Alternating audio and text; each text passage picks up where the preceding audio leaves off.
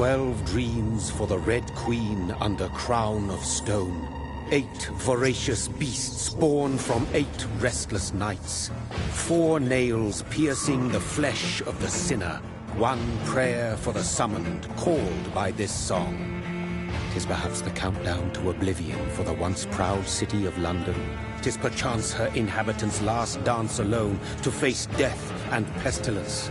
Confronted by the eerie and unknown, mortals became desperate for answers.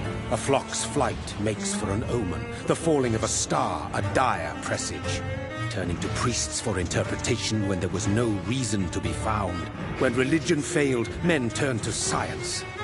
I saw them build such vain cities, crafting machines made for endless war. New questions flourished as old answers withered. What is darkness but lurking sun? What is wall but enslaved stone? What is glass but tortured sand? What is song but a call to arms?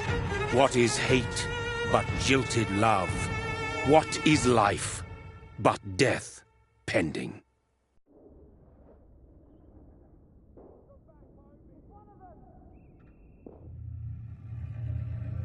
Death. Since the apple was plucked from the sacred tree, mortality was believed to be God's punishment, a righteous snare to keep mankind from ascending to the stars. They were all so wrong. Death is not a wicked thing, nor some holy retribution.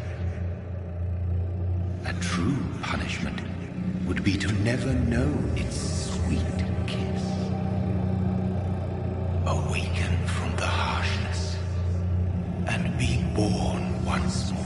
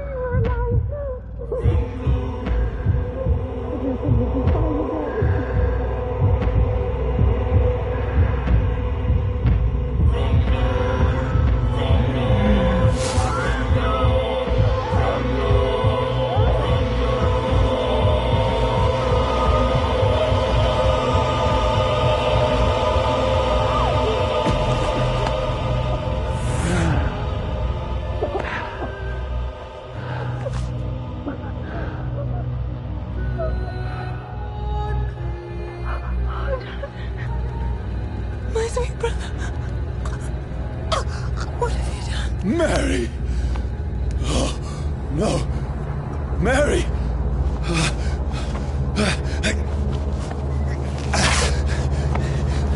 Hold on. Please, hold on. Oh, God. Oh, no. Mary.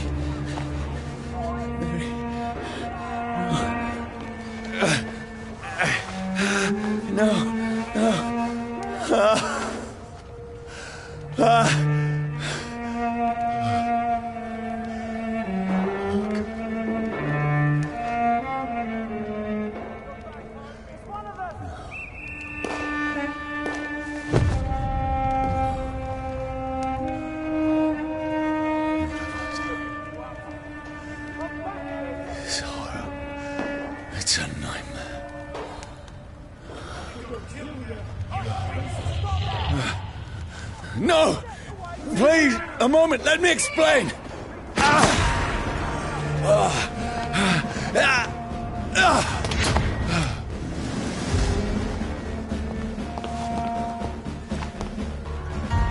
These patrols are after me. See them fancy clothes? No! It's No! right at the top. Don't shoot!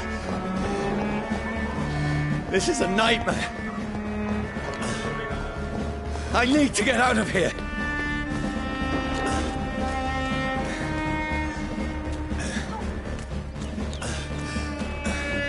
This can't be happening. Over there! There's one of them! No! Please! Stop! I mean you no harm.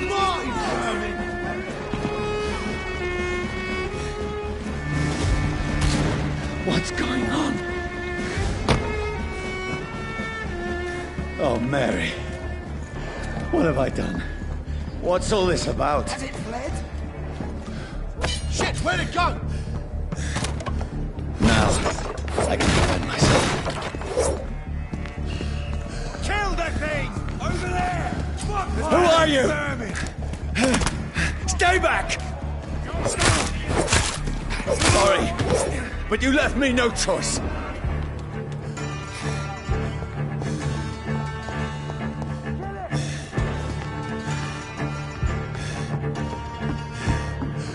Who are you? Stupid beast!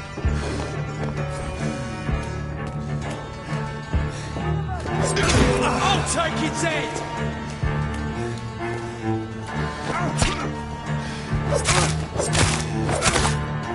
Sorry.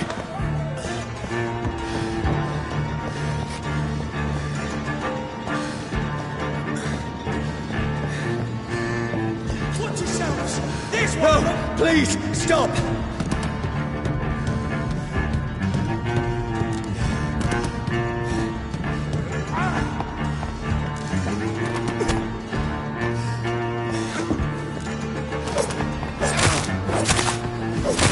Who are you? There's one of them vermin!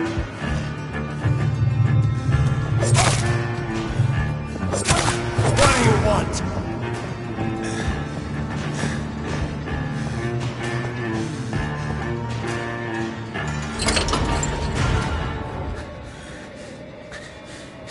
I mean you no harm. I need help. Die, you fucking leech! Please, listen to me. I can't make any sense of this. Shut up, beast! Who are you? What is this all about? What in God's... I'll do the rest of the job. Just leave me.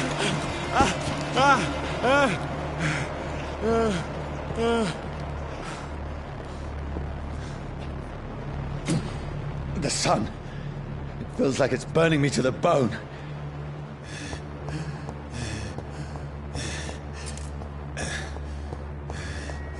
I need to find somewhere to hide.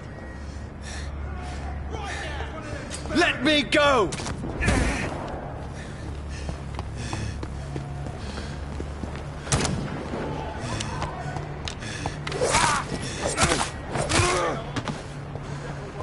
I need to find shelter.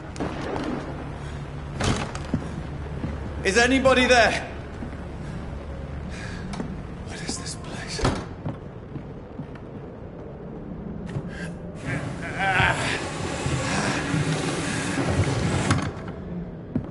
The place seems abandoned. I should be safe enough here.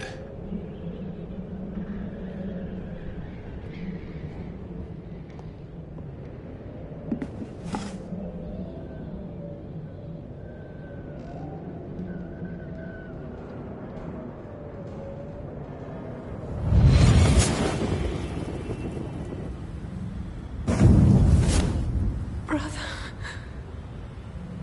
what have you done? Mary! Mary! Mary, I'm sorry. Whoever did this to us, I will find them.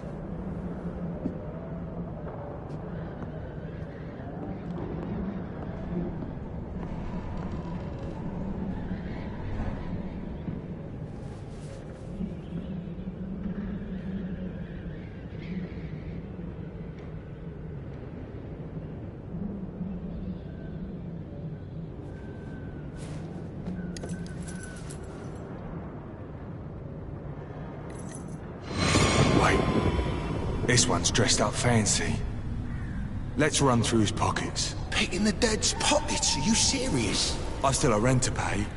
He's got no more responsibilities. What's this? Gold watch. Beautiful it is.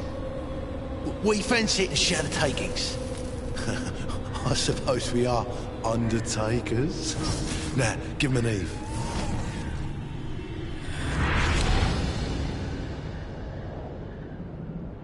That's impossible.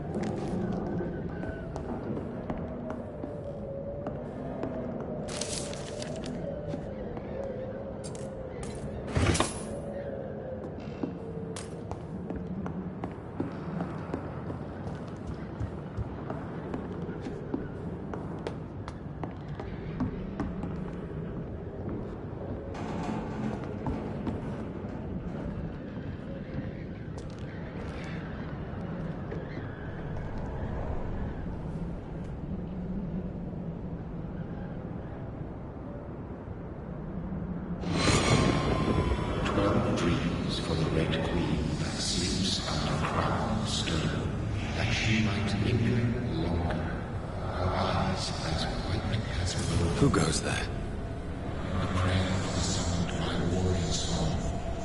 A child born from darkness must take scent of his power. Who's there? Are you referring to me?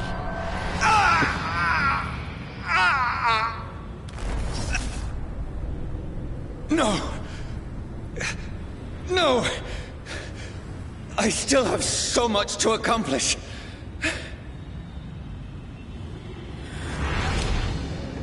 I still have so much left that needs doing.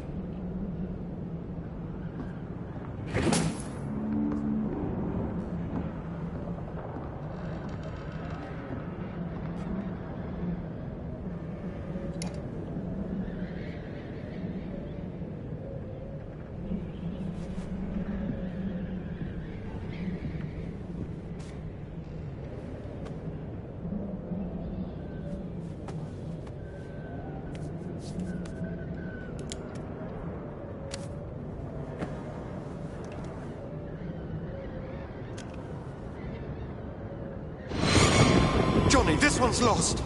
We need to leave. And now! No! There's time. I can save him. That's the enemy coming! The orders are to evacuate the hospital! Done. He'll live. And now what? We fight. Killing is a hell of a lot easier than healing.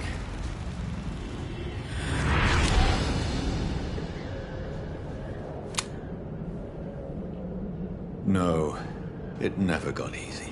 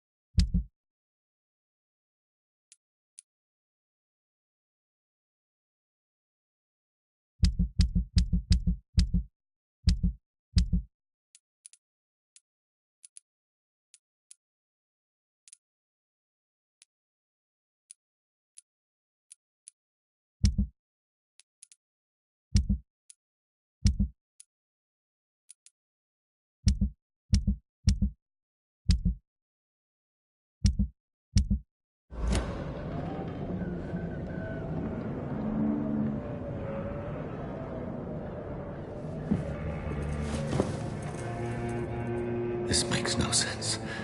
None of it. No sense at all.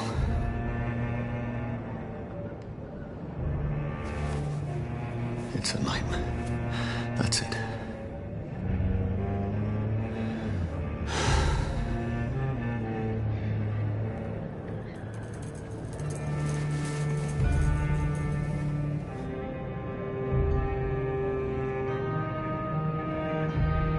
So be it.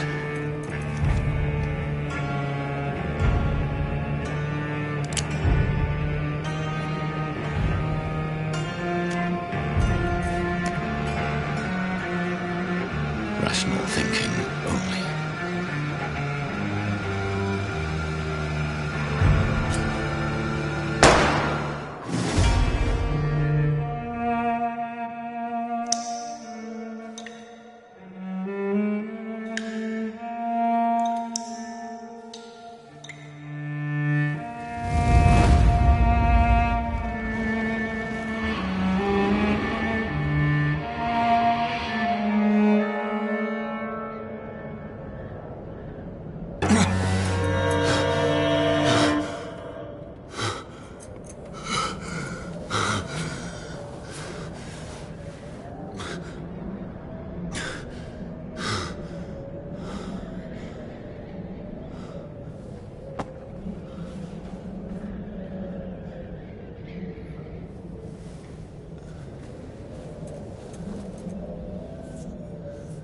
This is absolute madness.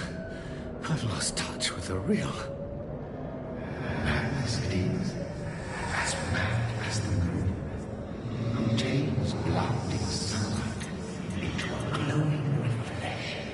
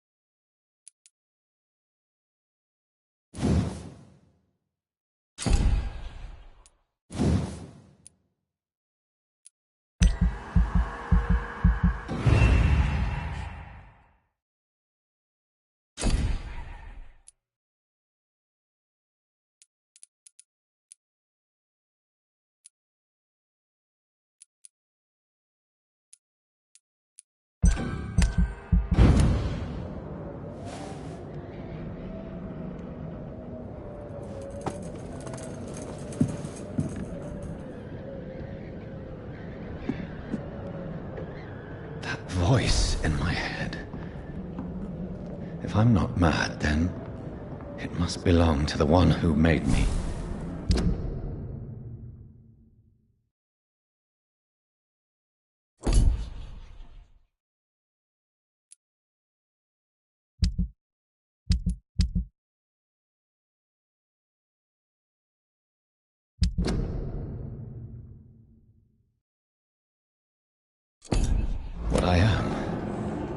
I must find him to understand what I have become. Where is it? It's closed. These people want me dead. I need to leave now.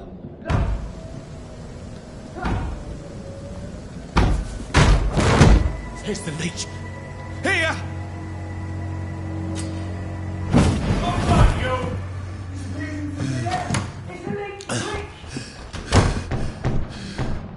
My head's spinning. Oi! Come on, you coward! Clever fucking beasts.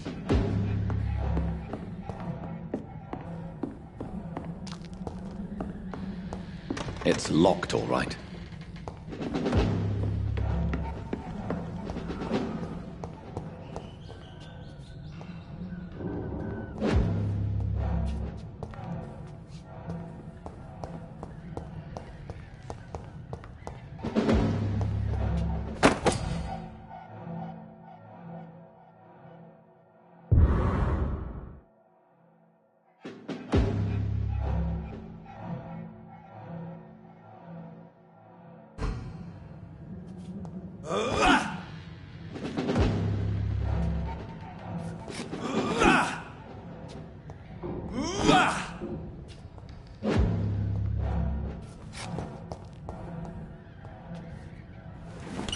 I'm still in Southwark.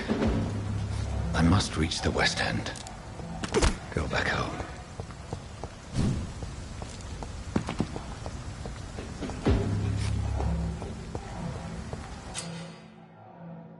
Hey, vermin!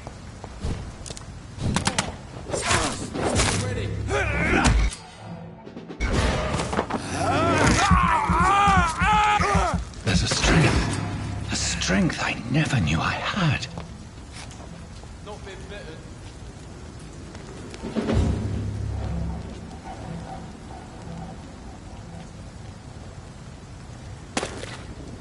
This shouldn't be possible. Filthy piece of shit! Every fiber of my being is afire.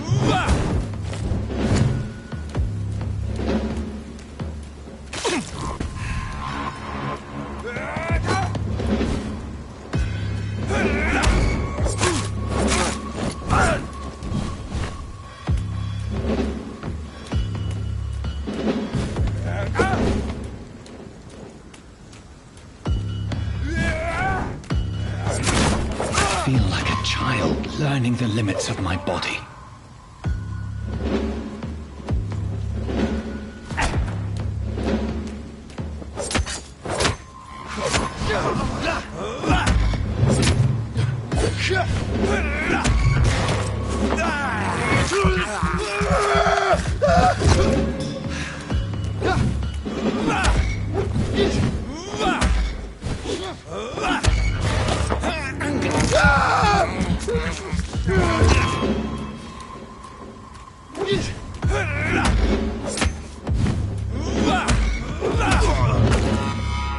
My strength, my reflexes.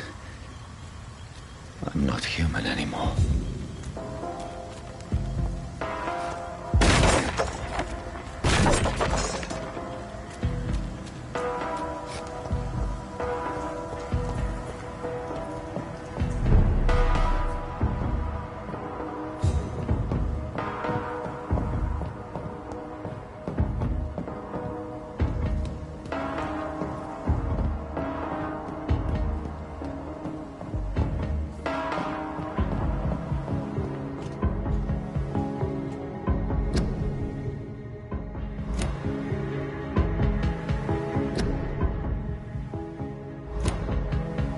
My poor sister. If only I had controlled my need for blood. Mary, someone will pay for what happened to you. For what happened to us.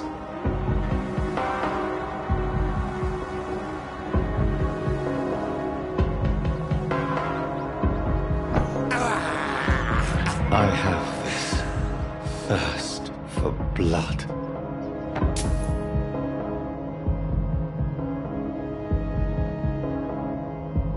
It's locked.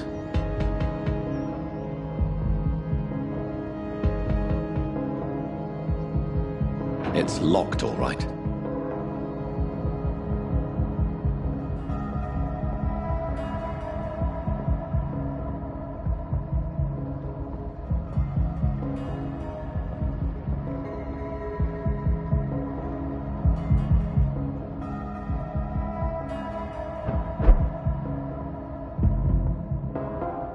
The dizziness from the jump. I can now control it.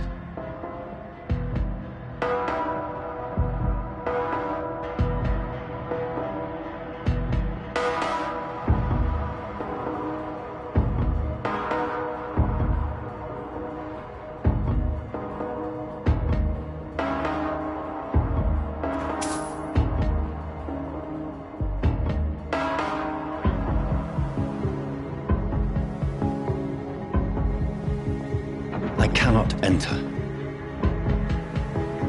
It's locked, all right.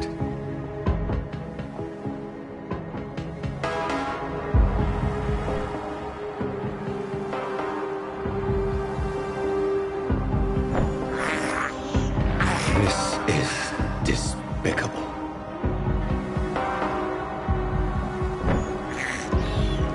I can't believe I'm doing this.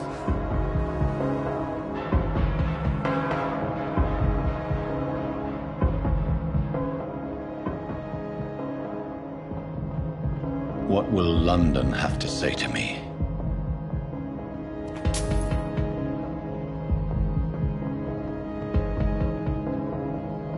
I've so many questions unanswered.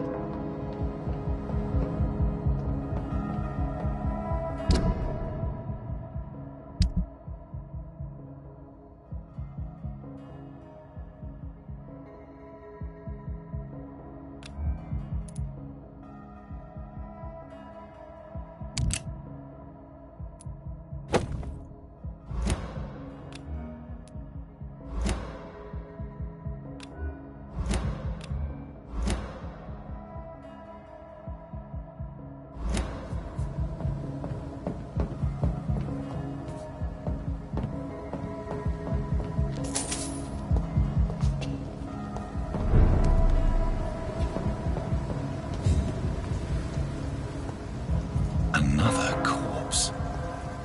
Have the very streets of London become a mausoleum?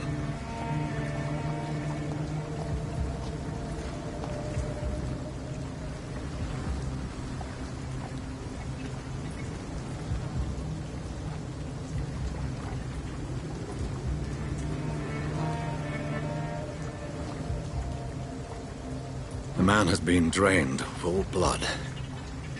But I can still smell the scent of it. I follow the scent's trail. Perhaps it will lead me to my assailant.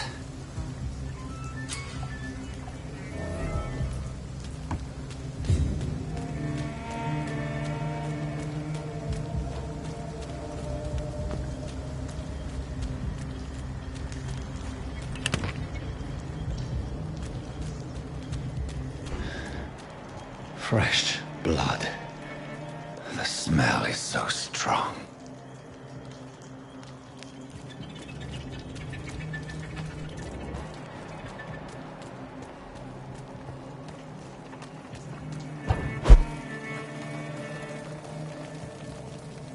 Something dire must have come about.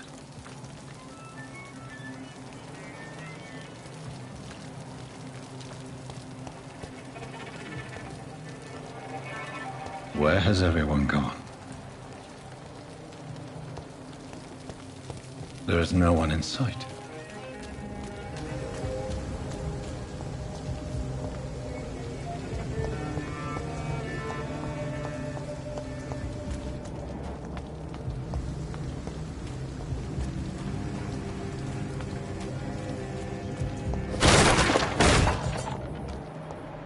This is a slaughterhouse.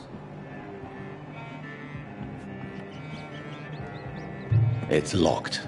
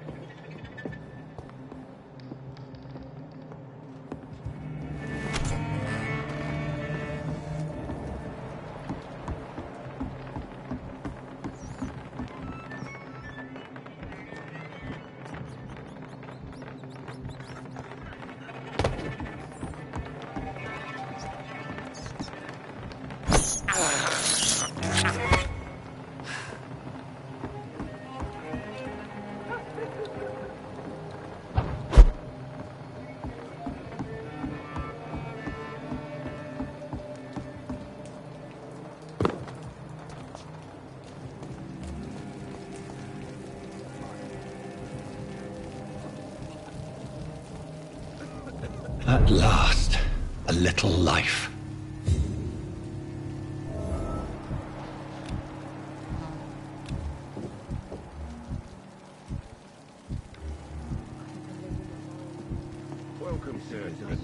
Whoever he may be, the killer recently entered this bar. Maybe some of the locals saw him. Not long ago. Oh, God, sir. You look like Jonah's whale just spat you out of hell. Can I get you a drink? No, thank you. I'm not thirsty. Well, grab a chair and get some rest. This is going to be another long night.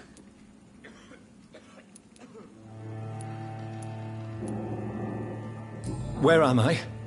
Where is this place? You're at my bar, sir, the Turquoise Turtle. The last ray of light in this dangerous part of town. So you're open all night? Yep. Figured people might need a place to rest in these dark times. Aren't you scared? Scared of what? All the bad shit happens out on the foggy streets. And I never go outside. Why is it going to be a long night? You must be new around here. Don't you know about the murders? Tell me more about these murders. Every morning for the last few weeks, bodies have been found. And those poor sods didn't die of flu. Do the police have any leads on a suspect? Even before the outbreak, coppers never came round here. We're on our own. People die in these parts all the time, and no one cares. I'm looking for someone who might have passed through here recently. Wondered if you might help. It's been quiet tonight. The only other person I've seen went straight up to his room. Thought it was kind of rude, actually. You mean he's still here? Well, yeah. He paid for the entire week. Who is this man? What does he look like? Well, like a gentleman, I guess. Well-dressed, quite polite. A professor or something fancy like that. Always writing, reading notes. How long has he been here? He rented the room a few days ago and didn't say when he'd leave. I need to meet this man. I have questions. Just climb the stairs and knock on the first door. I heard him open his window, so I guess he's still awake. And, Yes? no funny business, you hear me? This is a respectable establishment.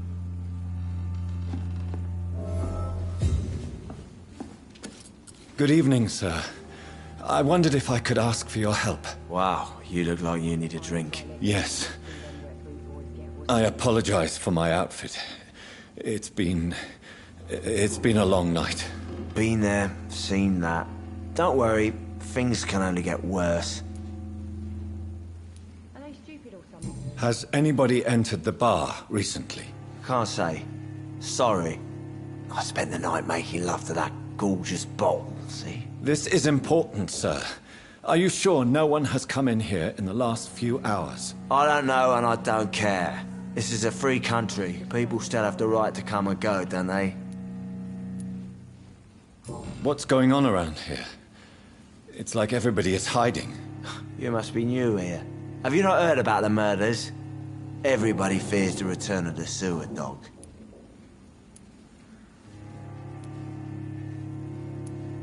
Who is this sewer dog? It's the local bogeyman. Convenient answer for every crime that happened for decades. You murdered someone, blame the sewer dog, eh? You make it sound like it's a fairy tale. People will always believe in monsters. It's easier than accepting their own darkness. We can all be monsters. I'll leave you to your bottle then.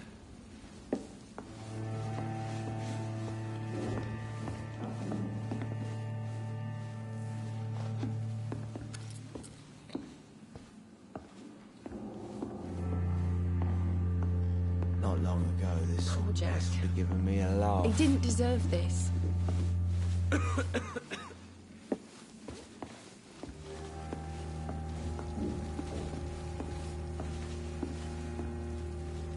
Hello, sir. Are you all right? Is there any way I can help you? I don't know. Maybe you could just talk to me. Maybe you prefer to speak with Tom then. He's more agreeable talking to strangers.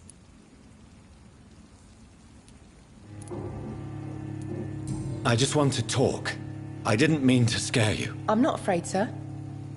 It's just I've other customers to take care of. I only see one customer. Oh. Well, yeah, of course. I mean, I best check on them. What's going on around here? Where is everyone? Too many dead, sir. First the epidemic, and now all these terrible murders.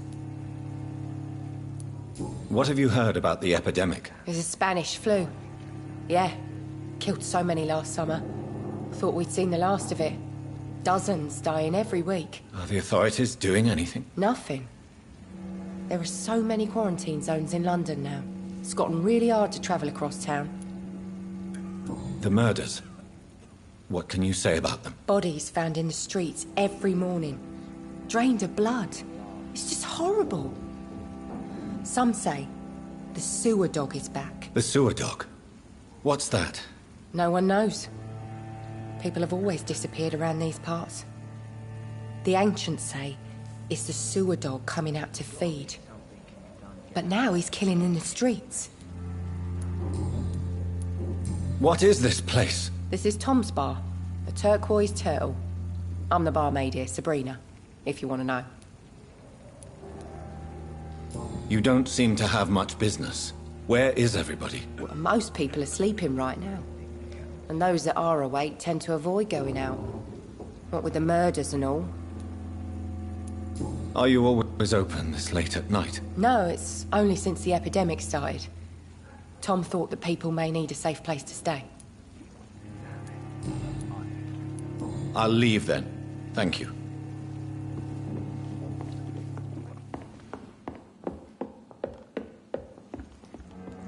This is no place for you. Prewen has several patrols roaming the area. They do not pursue me. But they're looking for vampires, and they're most efficient. They'll not relent until the killer has been identified. I have a common objective, but I require... I think someone is eavesdropping. Are you certain? You might as well come in, whoever you are. Slowly, vampire! Who are you? I mean you no harm. Saith the vampire. Present yourself! I need a word. Would anyone?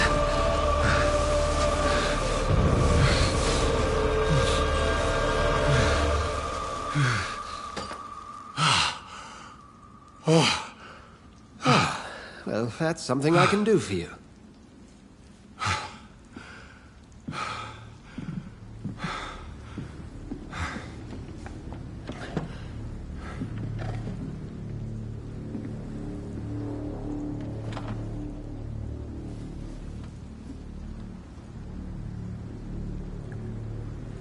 And who might you be?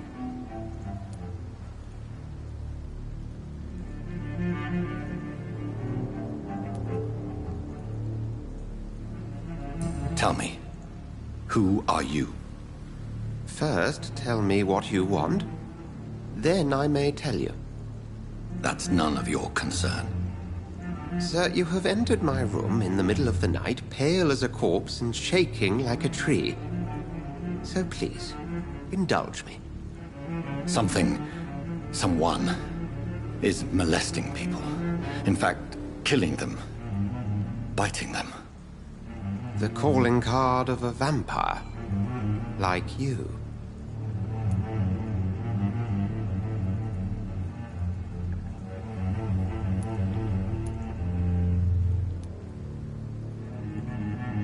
You seem the expert. How would that be? I have my secrets, as you have yours. Then if you are not a vampire, who or what are you? Dr. Edgar Swansea of the Brotherhood of St. Paul. I'm performing an independent investigation here in an attempt to understand precisely what is going on.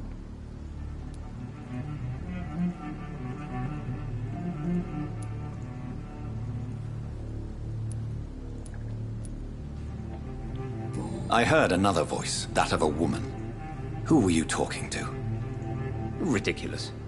I've no idea what you're talking about. Something tells me not to trust you. Then the feeling is mutual. And what exactly is this Brotherhood? Sir, if the name is not familiar to you, then we shall discuss it another time. What have you uncovered concerning the murders? It started a few nights ago. Rumors of violent murders. The docks have always been, shall we say, somewhat unsavory. But this is different. How different? A vampire is at work here. Famished. Reckless. It must be brought to ground, and quickly. Then help me find the culprit. I may. If you'll first tell me why you opened this door. I followed a trail. The scent of blood from a recent victim. It led me here.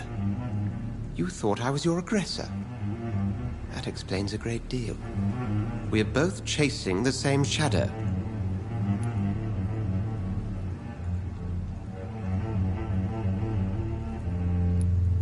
Perhaps. This is all new to me. I'm not even certain what I'm looking for. You should let me handle this affair. You've no idea what you're up against. No. I will find the monster. He is mine. How will you do any better than I? But then let me ask you this. What are your intentions if you find the killer?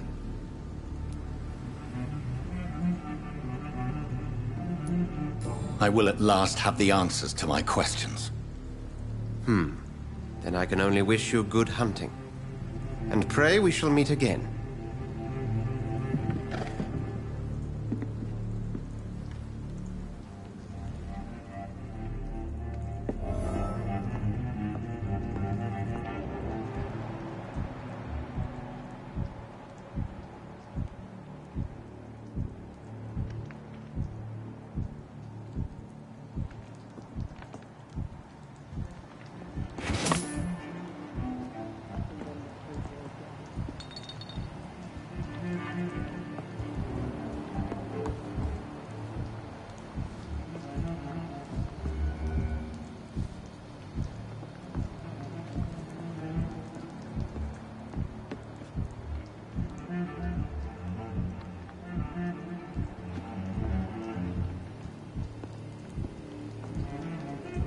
If Swansea is not my attacker, it means somebody else came here tonight.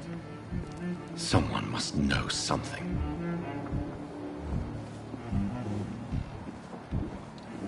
Damn it. I think drink no longer stirs me. I hope I live long enough to see them wet boot boys get what's coming to them.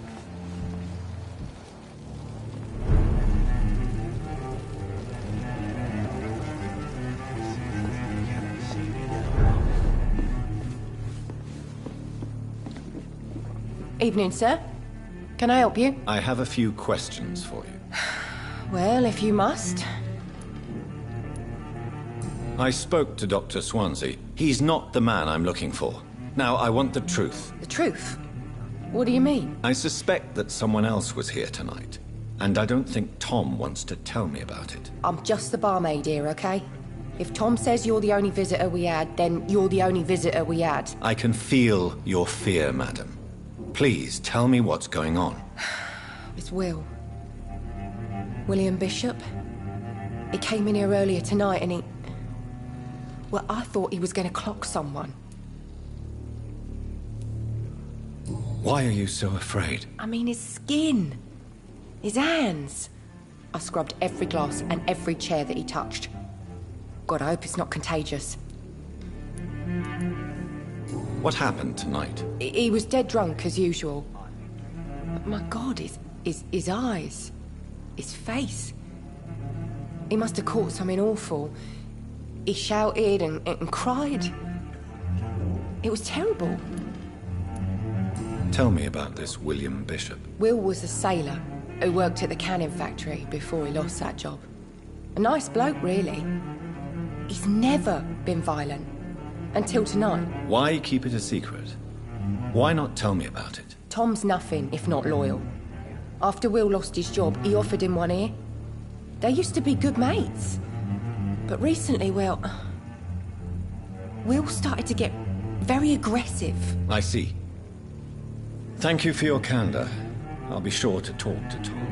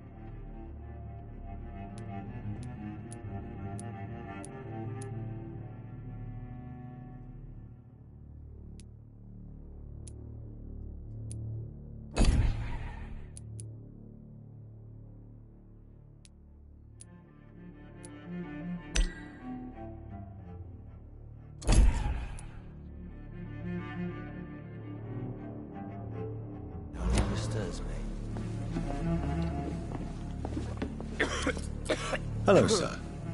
May I disturb you again? And you're still ugly as sin.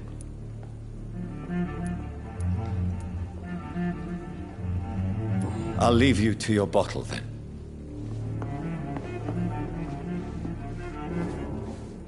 Welcome back. Did you find what you were after? I can't say I have. Are you sure no one else came into your bar before I arrived? Hey, I told you, you were the only other stranger I've had.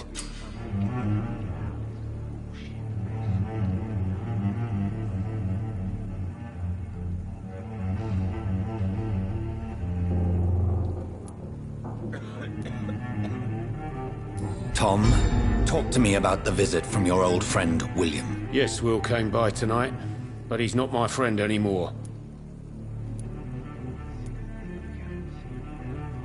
Why lie to me if he is not your friend? I didn't lie.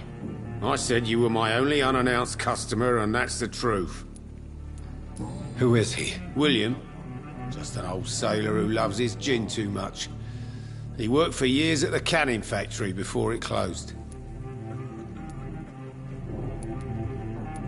Is he dangerous? Yeah.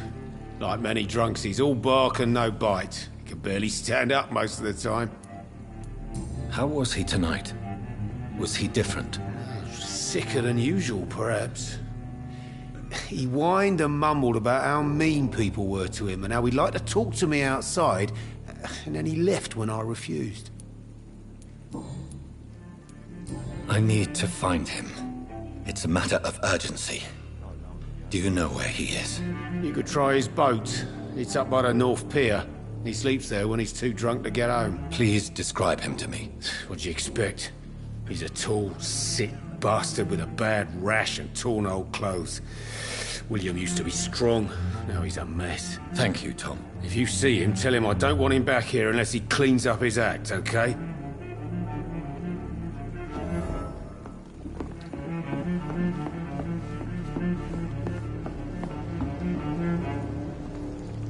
Are they stupid or something? I've never even been to India. Bullshit mess. No. I will get to the bottom of this intrigue. What's been done to me, to this city.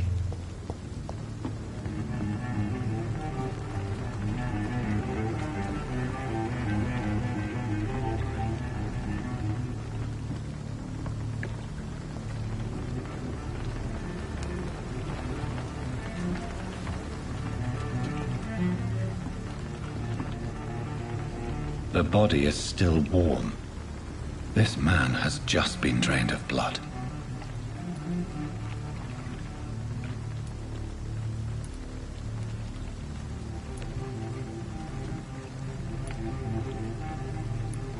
Blood and empty gin bottles. This Bishop fellow is something of a heavy drinker. This man was armed. He tried to defend himself. This corpse has been dried of its blood, just like the previous victim. What's this? Some sort of note.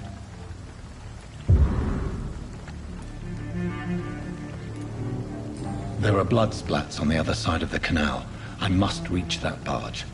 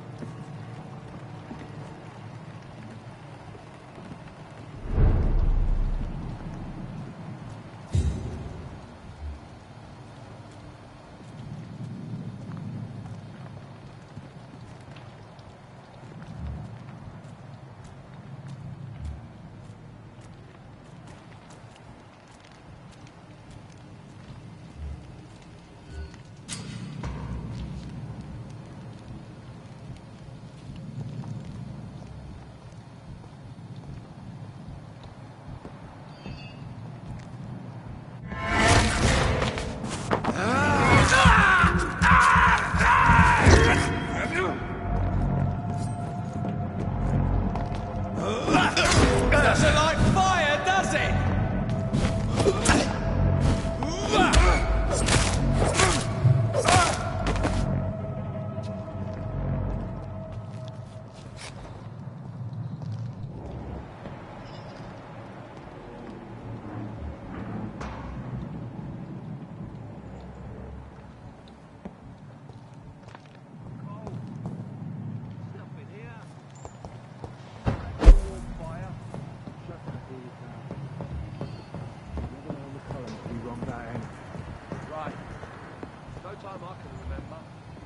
I'd step back, sir. I said stay away, sir. Over there! There's one of them.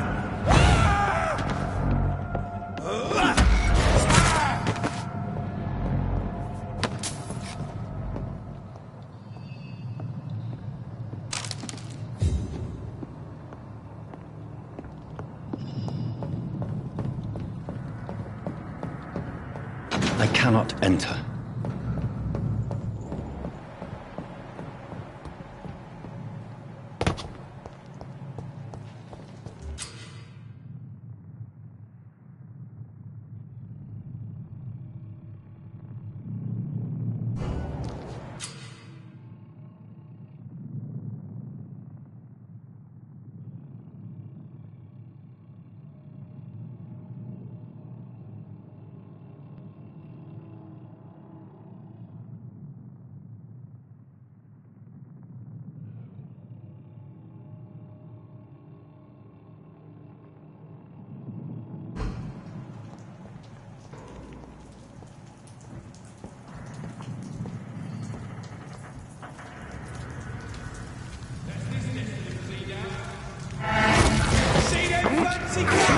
This one's tough!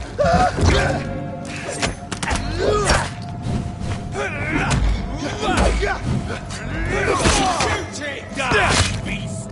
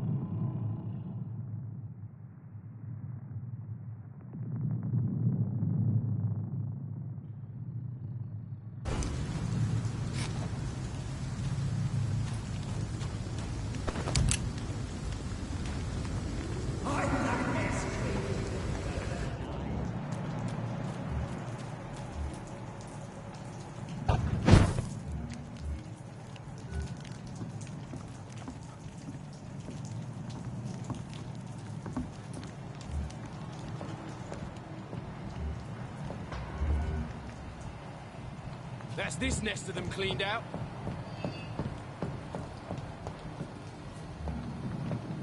Go back home, idiot!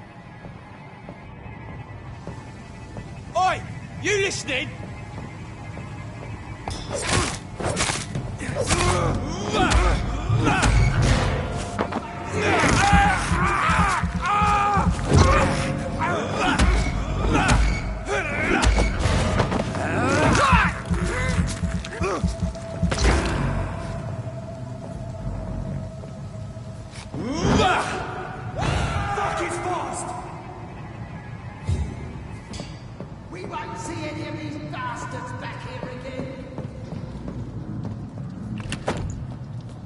Stay close, keep an eye on each other.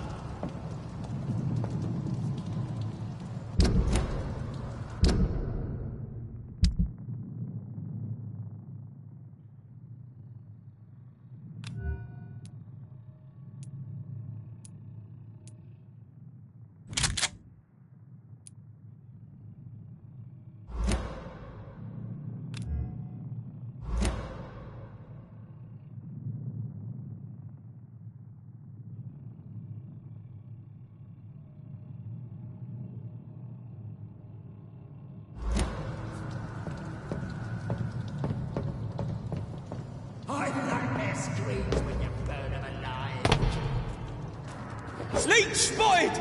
Watch out!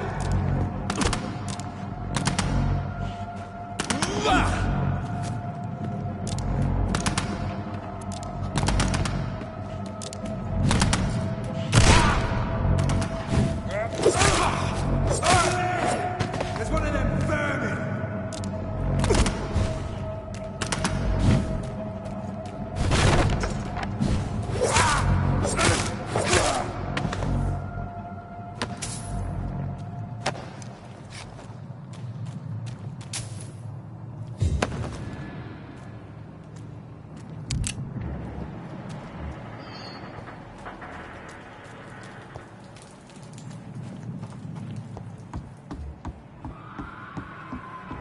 Not a good place for a stroll. Over there!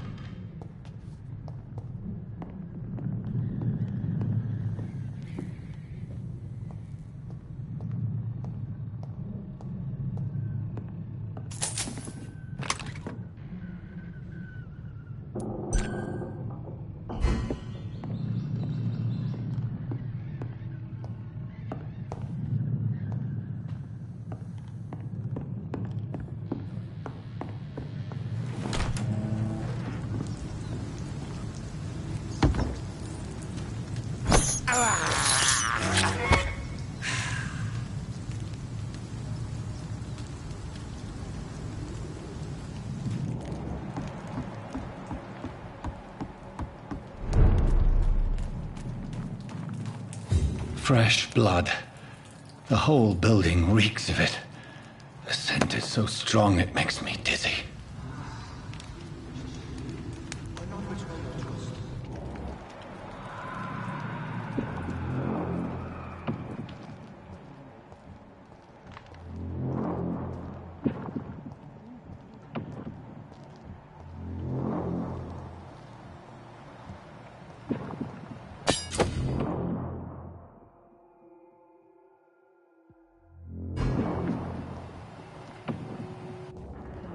William, please stop.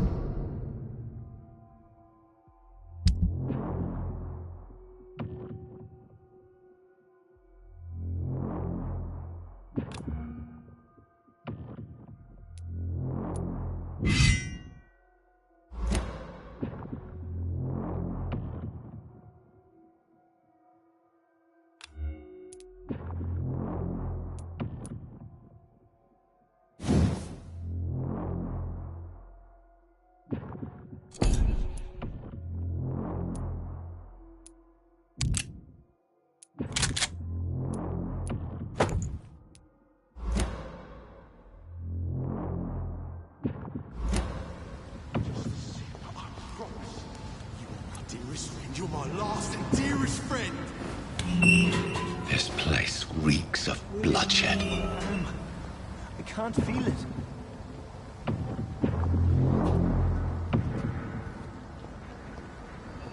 Will, please, let go of me. This creature is bedeviled. I must put it down.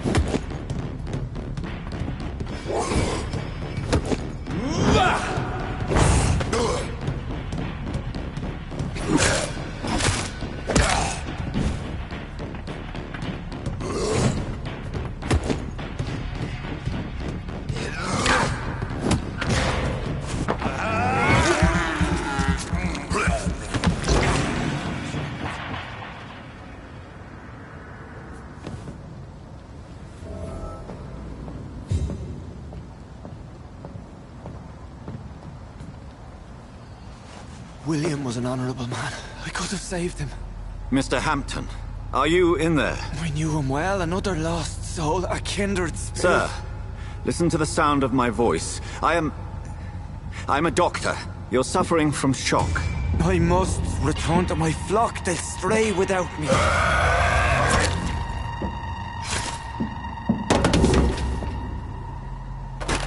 Remember, certain skulls are every bit as resistant as we are. Who are you?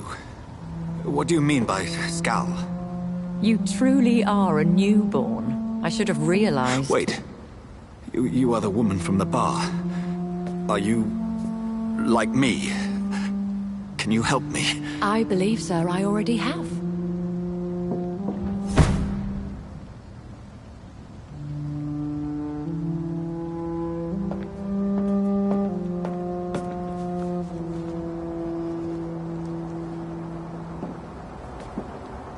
By George and the Saints, you've solved the mystery of these terrible murders. Patience, good fellows, I've come to offer help. Just give me a moment to secure my boat. We can leave this awful place. William was not the evil man they claimed. He was just taken by the thirst. He needed his drink. This man requires medical attention. We'll see he gets to the nearest hospital. No, please, I must tend to my fold. My flock needs me. There, sir. Go with the good Dr. Swansea. He's resourceful, and I'm sure he'll take good care of you. You'd best come as well. The sun is soon to rise, and you'll need a place to rest. I just need a moment. If I can learn something about what has happened to William, I'll be a step closer to understanding what happened to me.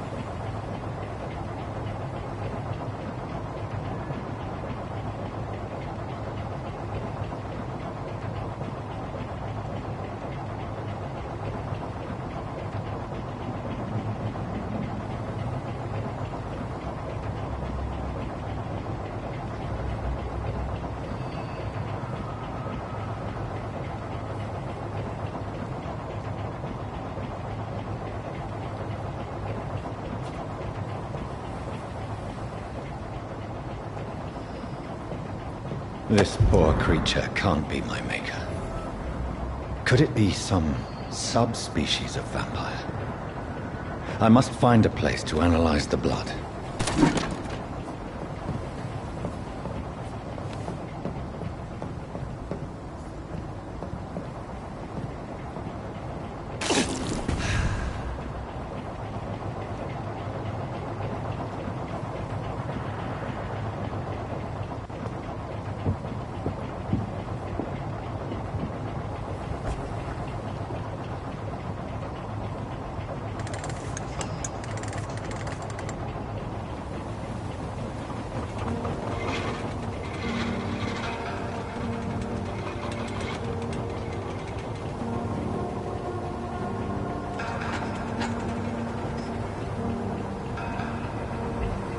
Where are we headed? We're on our way to the Pembroke Hospital. It's just across the canal. They'll have a bed for poor Mr. Hampton. William was... What manner of creature was he? Predator, prey, villain, and victim. Who can say? The important thing is that he's been stopped. Duly noted. And the woman? What... Who is she? What woman? Oh, don't play me for a fool. You used me to locate that skull. You must know who she is. And I thought you a gentleman. You shouldn't talk about a lady behind her back, but I will tell you she values her privacy. To a London as peaceful as she appears from the middle of the canal. If only that were the reality of the situation. To be honest, I've always tried to avoid this part of town. Pembroke Hospital is the last bastion between the rest of London and the epidemic. The flu has decimated the East End and the war still rages. Welcome to the front lines of a plague. This is where you work, Dr. Swansea? I am the administrator of Pembroke Hospital. I thought you were here in service of your mysterious order, the Brotherhood of... Of St. Paul's Stole, yes. But first and foremost, I'm a man of science. A physician, like yourself, Dr. Reed. How do you know who I am? No need for modesty. You are Dr. Jonathan Reed, a surgeon of some caliber and renown, if I'm not mistaken. You are correct, sir. I knew it! I had my suspicions. But when you took the blood sample from the corpse of poor William, I was certain. Dr. Reed. Marvelous. Have we met? I attended 3 of your seminars before the war. I have the utmost admiration for your research. And what a turn of fate. England's most esteemed blood specialist returns to London a vampire. That word, again, from a so-called man of science. I understand. Traditionally, the role of science is to refute myth, but when myth walks among us, the Brotherhood of St. Paul has dedicated its purpose to their study. There's so much for you to learn. And for that, you are right. Well, then let me be blunt. Join my staff at Pembroke Hospital. As a physician. I suspect you'll not find a better post of employment to contemplate your predicament. This is sudden. I was returning home to see my sickly mother. But alas, that was before contracting this... affliction. Dr. Reed, take a moment to consider. The post would be for the night shift, providing a good explanation for your absence during daylight hours. You'll be adequately reimbursed, and have a place to hide. I even had the forethought to bring some clean clothes. So, what do you say? It seems I have little choice, but yours is a generous offer, so I thank you. Brilliant! Oh, Jonathan, this is one for the book, and the beginning of a beautiful friendship.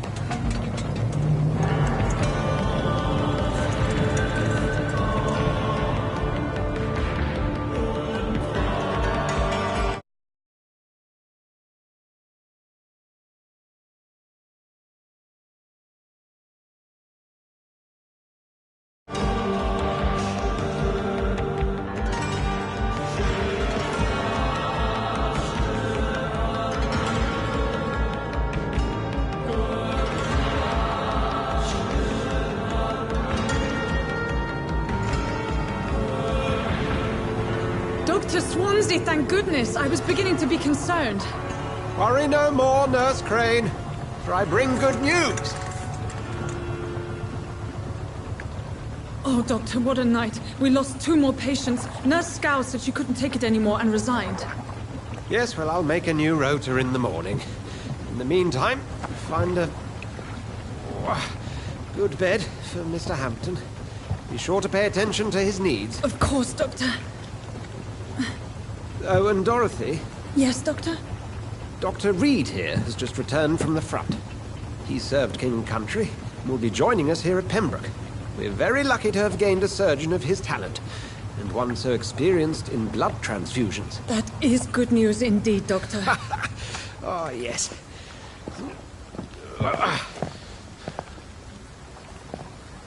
Here at Pembroke, it's not what we have, but what we haven't.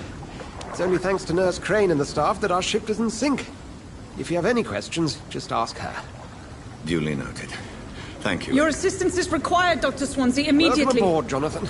We'll catch up after my rounds. I'm coming, Nurse Crane. I'm coming.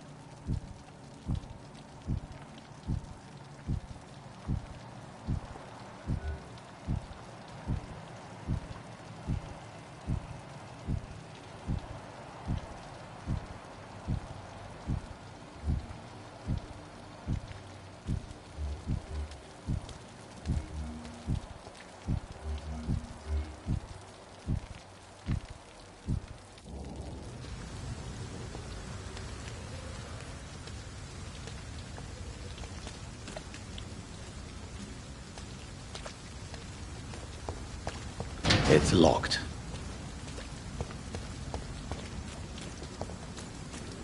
Come on, you bastard!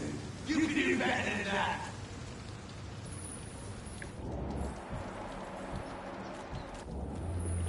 Now, it's my turn!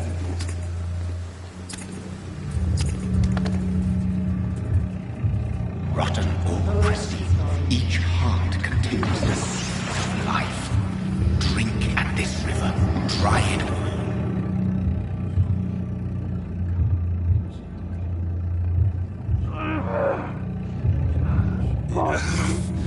Oh, come on, you bastard!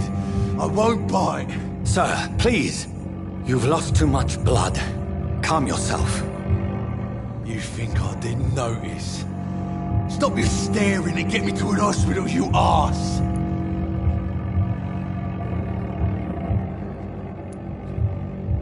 Insulting a good Samaritan. Not exactly the way to get rescued. All right, sorry. I am in pain here. My guts are spilling out onto the street and you're yabbering on. Yes. That's a very nasty wound you've got there. Take my word, I am a doctor. Dr. Jonathan Reed. Name's Clay Cox. I'd appreciate you helping me to a better place, Doc. Follow me, Mr. Cox. Let me assist you to that better place.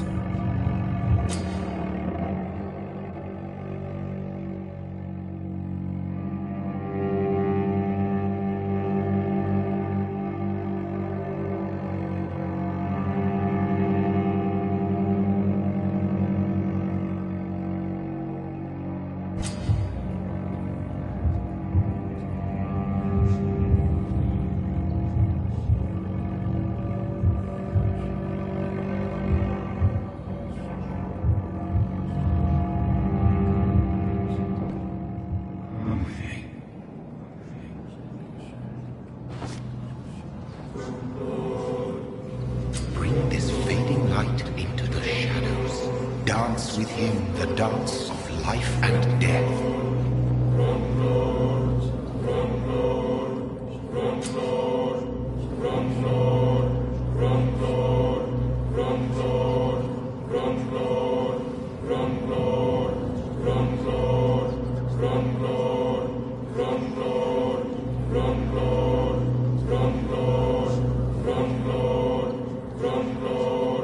No more. Not tonight. Not like this. I will not take another life.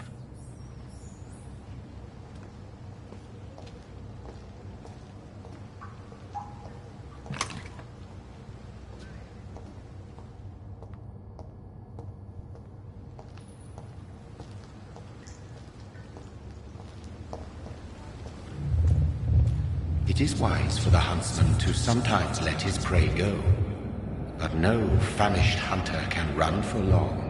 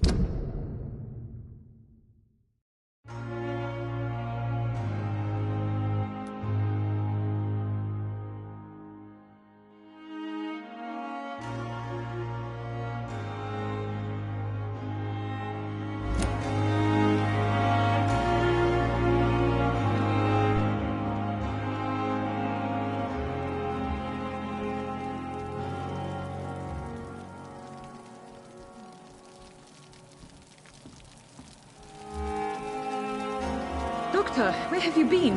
I've little time to play hide-and-seek with new staff members, no matter how illustrious they may be.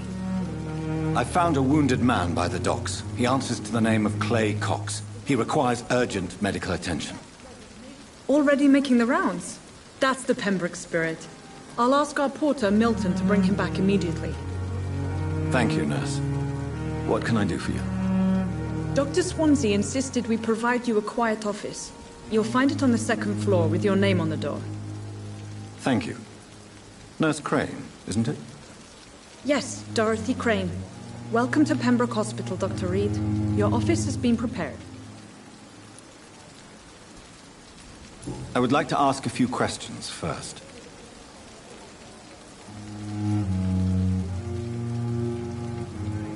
What kind of man is Dr. Swansea? Well, you accepted the job from him. I thought you would have known about your employer. It's right to assume Dr. Swansea knows far more about me than I do about him. You'll get to know him soon enough, and better than me. The administrator has better things to do than mix with us. Apologies, I've only just met him the once. This is sudden. I've only just returned to England.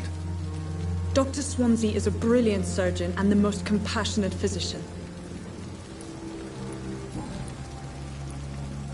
And Mr. Hampton, the patient we brought in, how does he fare? I gave him a sedative to help him sleep. Poor thing was in quite a state of shock. If you could point me in the direction of my room again, nurse. Second floor of the hospital, left after the stairs. It's the last vacant office at the end of the corridor. Thank you, Nurse Crane.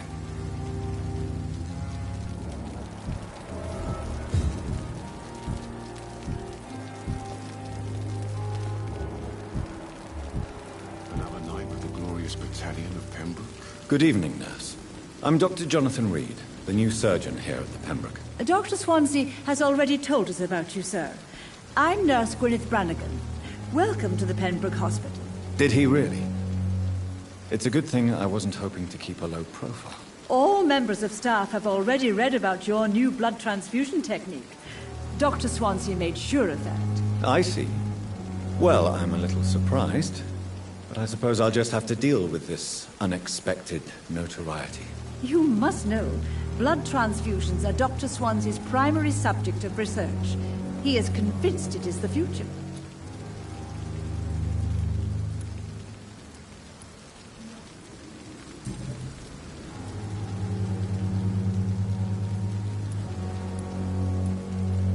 How are things here? Not good, to say the least.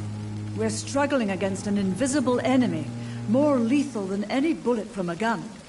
It's hard, Doctor.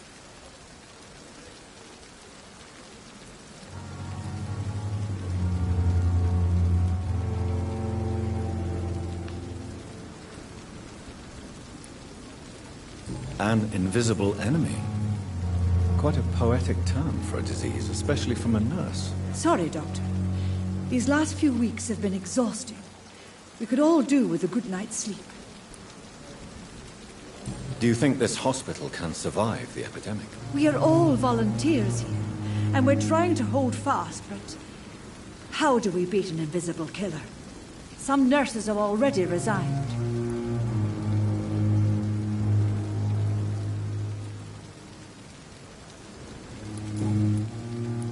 I'm not familiar with all the staff yet.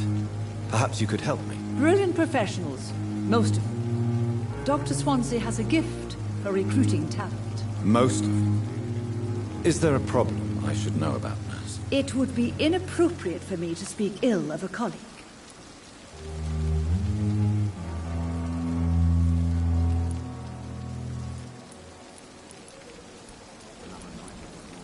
Is there anyone that stands out? Well, I have never met someone as dedicated as Dr. Tippins.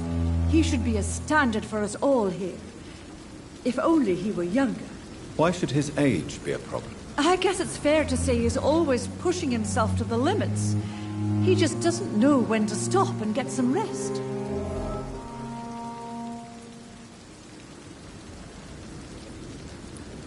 Nurse Brannigan, if you do know something, please tell me. Anything you say will be held in confidence. No. I may disagree with some conduct, but in the end, everybody is doing their best.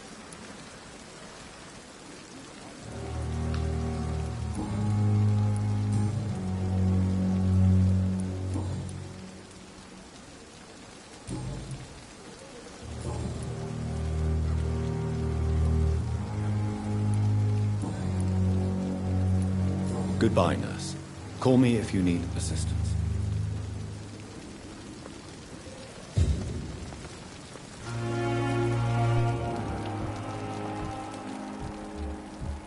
And I thought last summer's epidemic was difficult.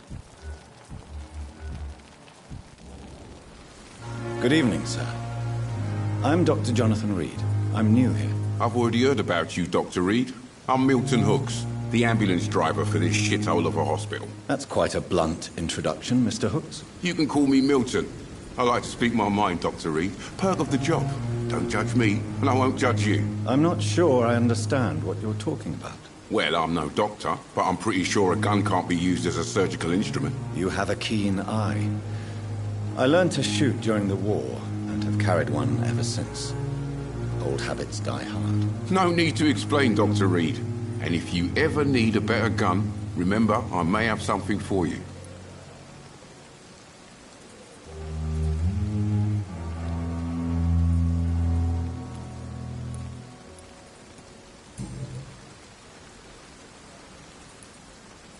Are you really smuggling weapons through the hospital? And why not? I've already been attacked by patients, you know. And by gang members willing to steal my money. But you're not defending yourself. You're selling guns to civilians. You keep people alive your own way, Doctor. I offer them another way to protect their health. How is the situation around here? You want to hear the situation is all right? It's fucking awful. We lack everything. And it's getting worse every day. So what do you do exactly in this hospital? Apart from smuggling guns, I mean. I've been an ambulance driver since... too long, I guess. I bring sick people here night and day. It's a dirty job, but I get it done.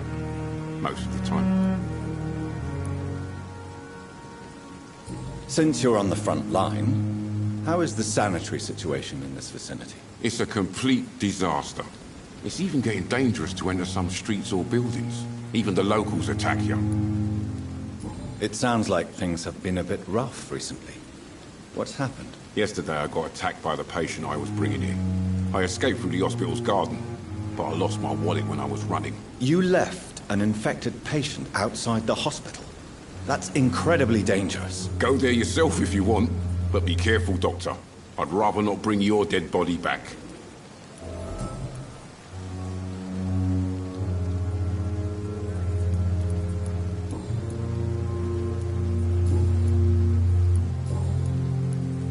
I'd like to see your goods. Wise choice, Dr. Reed.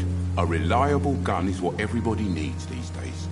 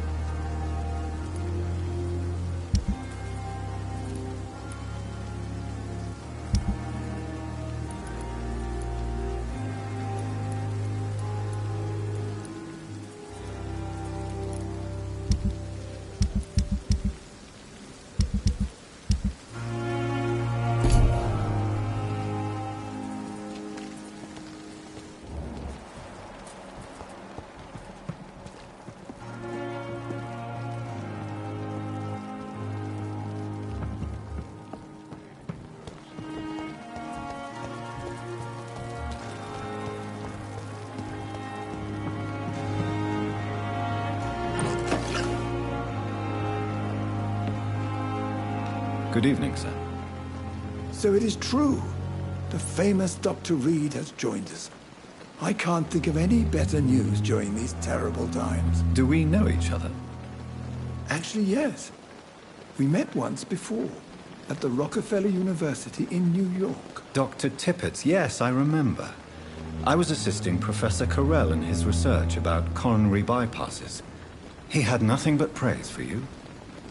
He was also very confident about your future. And look at you now. Eminent surgeon and blood transfusion specialist.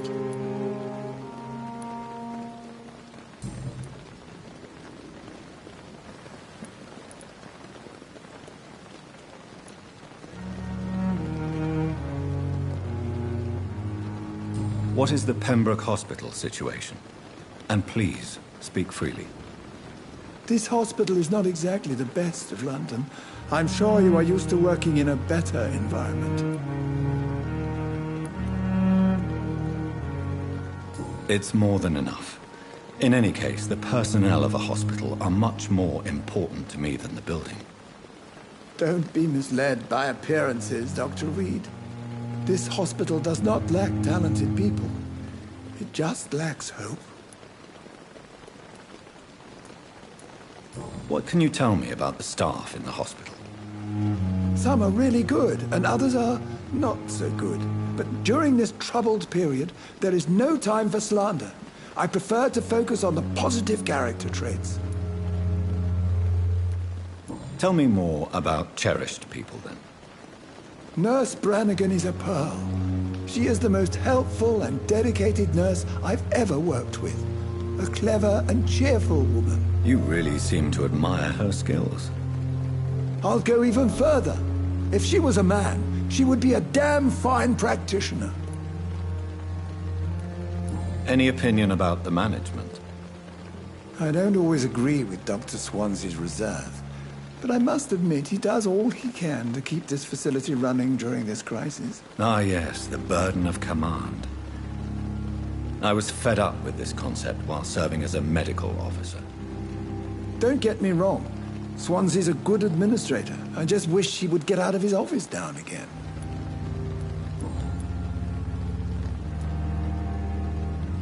You're exhausting yourself, Corcoran.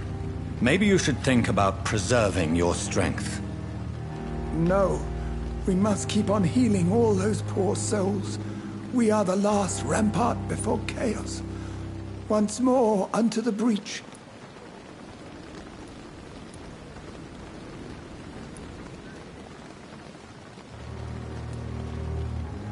Nurse Brannigan is worried about you, Doctor. She should not have told you that. I will have a word with her. You don't have to blame her for her honesty. I'm not that kind of man, my dear Jonathan. Actually, Nurse Brannigan's opinion is the only one I may listen to.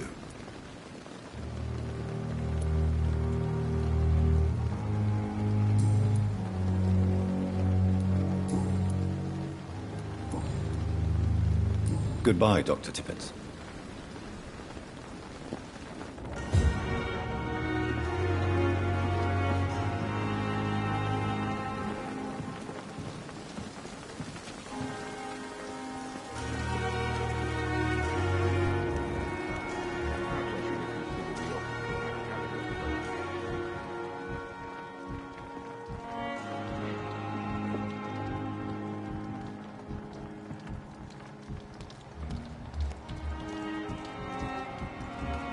Dr. Swansea is right.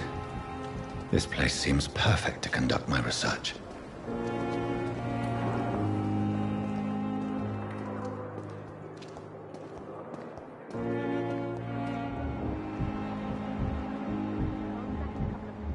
You are going to reveal all your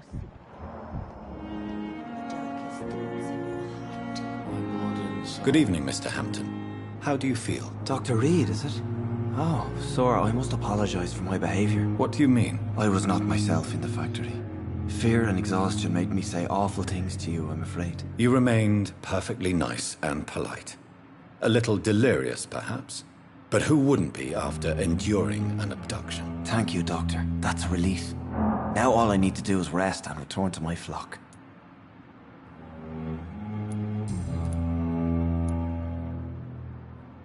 Do you know Tom Watts, the bartender from the Turtle? I met him before I found you in the canning factory. Tom? Yes, of course. Always the helping hand, good old Tom. Without men like him, corruption and despair would have wiped out the East End long ago. Who should I avoid in this part of town, then? Any particularly evil figures? Not really. Most men and women are just doing their best. And it's not my habit to speak ill of people I know, Doctor. People are still in despair. How could it be otherwise? The authorities have left us all to rot in this contagious nightmare. No drugs, no advice, nothing. It's a damn shame. How did you end up in William Bishop's den? I had received alarming news about his recent behavior. I went to his place and he refused to let me go. You dared to enter this awful place alone. You're a hero, Mr. Hampton. Or a fool. I'm just a man trying to help his friends, Dr. Reed. William Bishop was a conflicted soul, searching for light.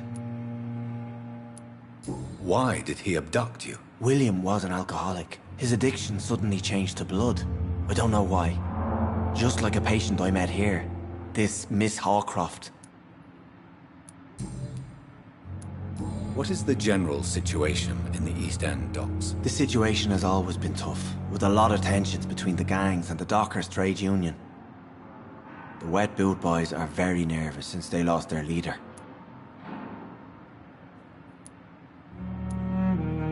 Who leads the gang now? Since Clay Cox went missing, it's his wife Edwina who runs the show, with the assistance of her minion, Booth Digby. Has the gang been threatening you? Ah, no. I've had this nickname for so long, you know, the sad saint of the East End. No one dares to bug a saint, not even criminals.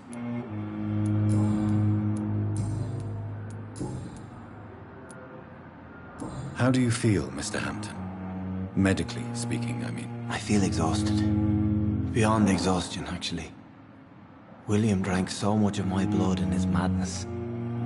I feel empty. You're in good hands here. Dr. Swansea is well versed in blood transfusion, and I'm sure he'll take the best care of you. Thank you, sir. I believe all I need is rest. And then I can go back to the people who need me. What do you do for a living, Mr. Hampton? I can't help but notice the cross around your neck. I manage a night asylum for the poor and homeless of the docks. And I try to guide the lost and hesitant on the right path to our Lord. Why didn't you use your cross against William Bishop? To repel him somehow? That's a very strange question, Doctor. A cross is no magical token, if that's what you were trying to say. Not mine, anyway. Are you a priest, Mr. Hampton? A deacon, maybe? Not at all, Doctor. I'm just a man of faith willing to preach the good word. Have you made friends since you arrived? Not really, but I recognize Miss Harriet Jones. I knew her when she lived by the docks. That poor woman had such a miserable life. You never came to see her here at Pembroke? Receiving visits when sick can be an important part of the healing process, you know. We're not just bodies. You're preaching to the converted now, Doctor. To be truly honest, I thought she was dead. She left the docks many months ago. Goodbye, Mr. Hampton. We'll talk again later. I cannot enter.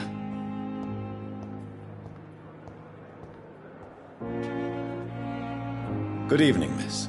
I'm Dr. Reed, the new surgeon at the Pembroke Hospital. And who are you? Your name has no meaning to me, mortal. You're nothing but dust blown by the winds of eternity. I beg your pardon? What are you begging for, mortal? My clemency?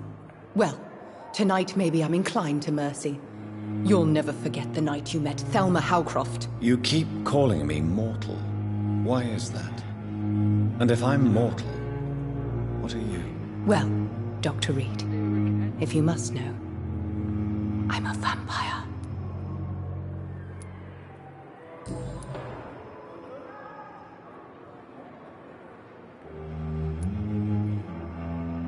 And why do you believe you're a vampire? I don't need to believe anything. It is what I am. It is what I feel within this hollow shell of flesh. Please, describe to me how you feel. What is it like to be a vampire? I can hear my body crumble from the inside as my flesh cracks and fades. I sense the last pulse of postulant blood within my drying veins. I need new blood. I see. Have you ever heard of Cotard syndrome, Miss Howcroft? Never. It's a mental illness discovered by a French neurologist named Jules Cotard. The affected patients are delusional. They believe that they are putrefying, that they are dead, a ghost or a ghoul, or in your case, a vampire. Delusional, you say? Oh, sad and petty mortal. You can't even begin to understand the concept of immortality. And you think it is I who am delusional. I'm assuming you must be a patient here. Am I right, Miss Howcroft? It's only a cover. To hide from my enemies. I can leave whenever I want. As a woman, a spirit, fog, or bat. Who are these enemies you mentioned? Can you describe them? I cannot say for sure. But I sense their eyes on me from nearby. I feel them watching me every time I visit the garden near the morgue. The staff here are not your enemy. They're here to help you, to care for you. I'm not speaking of the doctors in white. I'm speaking of the men and women who hunt me. For I am a vampire. I see. Don't worry.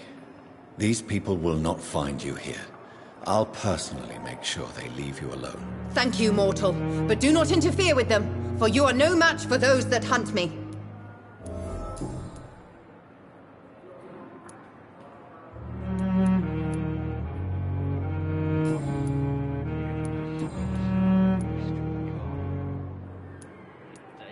Who are you really, Miss Howcroft?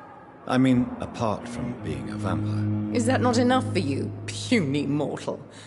What do you require? Proof of my powers? I'm curious to know who you were before becoming a vampire. It was such a long time ago, I don't remember. Centuries of unholy life can have strange effects on one's minds, you see? I'll leave you, Mistress of the Dark, to your nocturnal activities.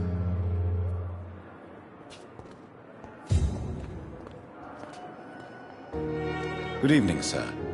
Can I help you? Unless you're here to fix my face. No.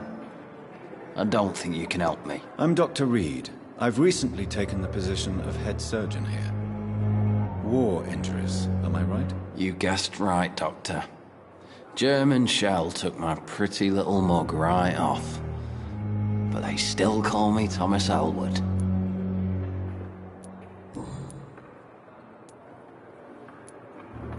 How is your stay with us, Mr. Elwood? Oh, it's bliss. I just escaped death in the trenches to be surrounded again by the moans of the dying. Can I ask you precisely why you're a patient here? It's the pain, sir. The drugs don't work. It just hurts under the scars, if you get my drift. Who is treating you? Is someone in particular looking after your case? Nobody since the old and tired doctor spoke to me. Started to think I was forgotten about. Wouldn't blame you. You don't seem worried by that. My face hurts so much more when I smile or cry. I've learned it's easier not to speak. But be assured I'm smiling inside. Can I do anything for your pain? Nurses gave me a bunch of pills. No effect. Told you. It's like the flames are under my skin, burning away.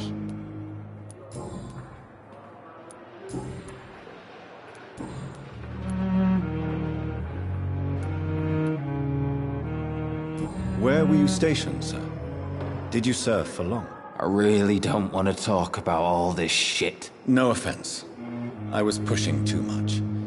I served in France myself.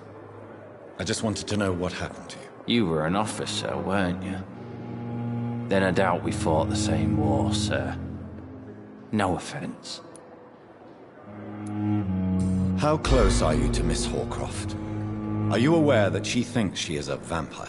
To wait for her next nibble is the best reason to stay here. Every time she approaches my bed, she treats me like something tasty.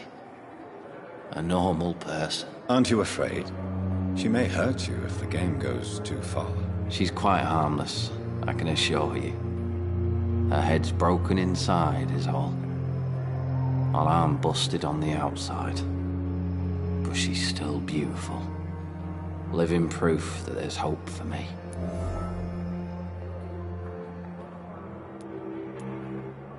So do you let her bite you? You know that's not sanitary. And why not? She's only supping a few drops of me blood.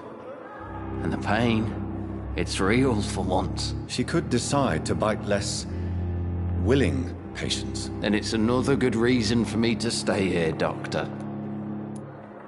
You do realize she's mentally disturbed. It's called the Cotard syndrome. She truly believes she's a vampire. In her madness, she never refers to my scars. And frankly, if I could, I'd join her world. It seems much more fun than the real one.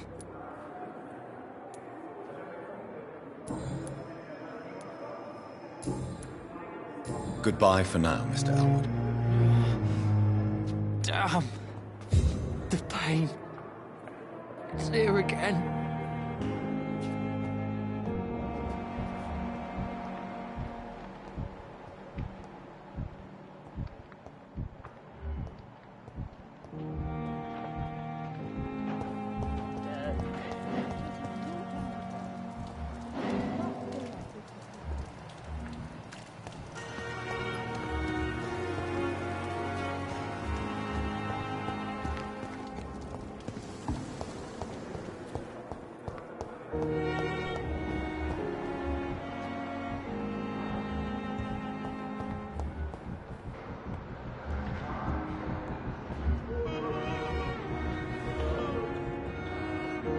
Good evening, sir. I'm Dr. Reed. I believe we're going to be colleagues. Reed? Yes, I've been informed about your arrival. I'm Waverly Ackroyd. Welcome aboard, I suppose. Does my arrival inconvenience you in some way, Dr. Ackroyd? Let us just say that I don't particularly share Dr. Swansea's enthusiasm for hiring you. What we need here are reliable professionals, not overrated dabblers.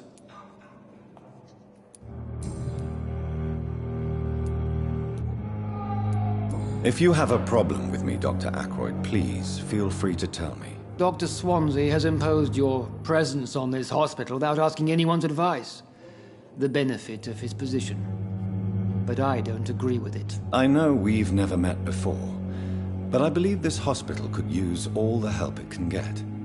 You will agree with that, I'm sure. Oh, but I have heard about you, Dr. Reed. Of course, you can't say the same about me, since I have not wasted my time courting the press.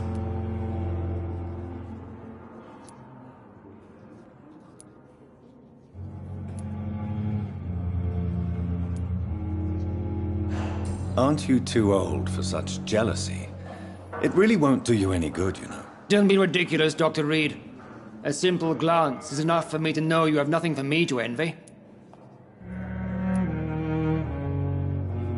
Since your tenure in this hospital is longer than mine, perhaps you can tell me more about this place. Let's just say I'm tired of the carelessness around me.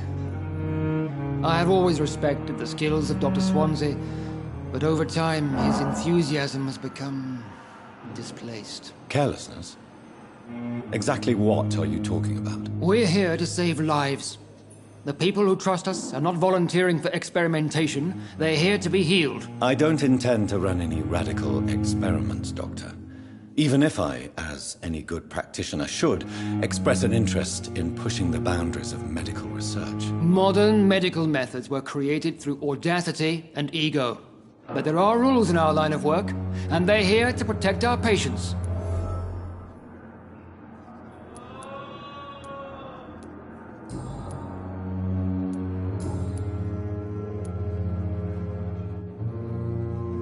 I don't know what you've heard about me, but I have already proved my value as a practitioner. I don't question your skills, Dr. Reed, but your motive.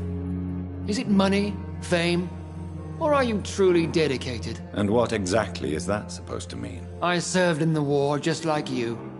But unlike you, I did not use the wounded to play the modern sorcerer. Be careful what you insinuate, Dr. Ackroyd. I only want you to admit you used those men to improve your theories.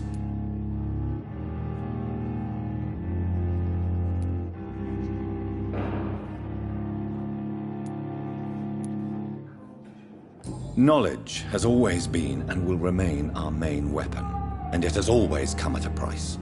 And personal initiative. It is not a question of initiative, it is a question of integrity. These men and women have put their faith in us, Dr. Reed. It seems you have bad memories of your military service. I refuse to see this industrial slaughter as scientific progress. War only reveals the worst in men. We can at least agree on something, Dr. Ackroyd.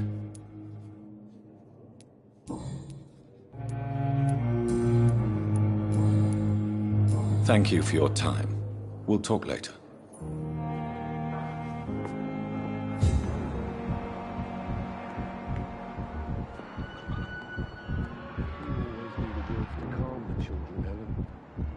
As for me, what a blundering idiot.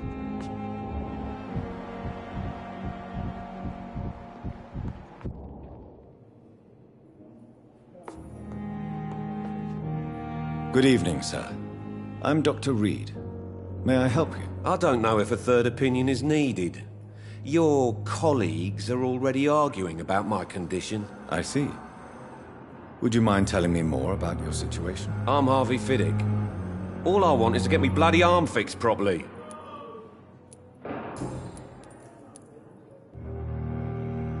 Are you satisfied with your treatment here? Well, it's clear that I've chosen a bad time to be injured. Forgive my bluntness, but you seem overwhelmed by cases of the flu. I won't lie to you about it. I'm afraid we are. Are you sure you don't want to operate yourself, Dr. Reed? I have the feeling you're very capable. And your colleagues seem to think so too. In other circumstances, you would be right. But for now, I don't think I can take on the responsibility. My apologies. Tell me about yourself, Mr. Fiddick. I'm just a regular guy waiting to get his arm fixed, so I can return to work and to my family. I was more curious about what you were doing before being hospitalized. I'm a carpenter, and a good one too. But that means I need both arms to feed my family, Dr. Reed. Tell me about the doctors who are arguing about your case. Strickland and Ackroyd. They both want the best for me, but there's a lot of pride there. Doctors are no different from carpenters, it seems. What do you mean? I often had professional arguments with rivals on a building site. Difference is I disagreed about wooden nails, not flesh and bones.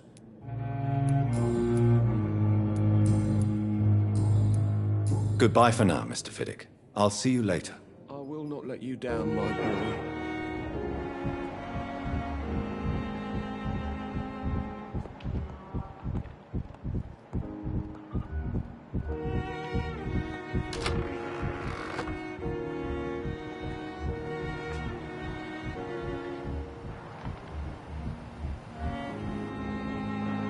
Good evening. I'm Dr. Reed. Can I help at all? No. Really? Why are you here, then? I don't want to talk. My throat hurts too much. I suppose that this pain is the reason you're here. Is someone taking care of you? Yes. And no. Could you at least tell me your name, sir? Mortimer. Mortimer Goswick. How painful is your throat, Mr. Goswick? So painful I'd rather not talk at all, Doctor.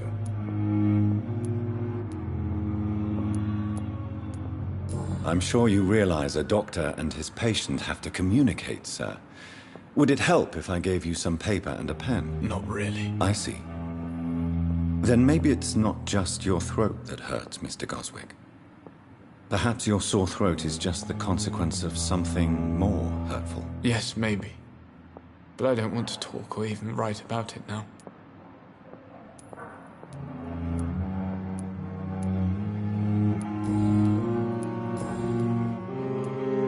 Tell me about yourself, Mr. Goswick. I don't want to talk, Doctor. I have to go now, sir. But don't hesitate to contact me if you need any help. Good evening, madam. Can I help you? It's my son who needs you, sir. I'm Dr. Jonathan Reed.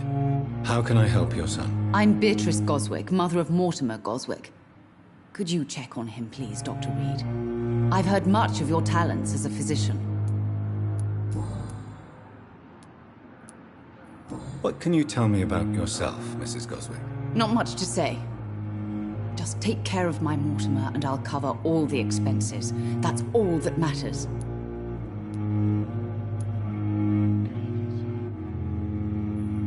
May I ask if you have an occupation, Mrs. Goswick? I'm a teacher by profession.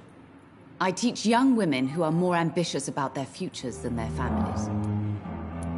Are you really that rich? Most of the patients here are of a more humble origin, if I may say so. Yes, thanks to my husband. May he rest in peace. I can cover any needed medical expenses. What do you think of your reception here? Any complaints? I have had the uttermost reservations about this hospital since we arrived. But we had no other choice, considering the state of emergency. Is there something in particular that's bothering you? Some of the staff were not especially welcoming. I suspect they're not accustomed to dealing with patients of such social standing. Tell me more about your arrival at the Pembroke Hospital. What gave you such a bad first impression? The ambulance driver was quite rude, for a start. And that nurse, Miss Hawkins, seems to have quite a dubious attitude. What do you mean? She managed to secure a bed for my son despite the epidemic. It was a relief, but it wasn't cheap.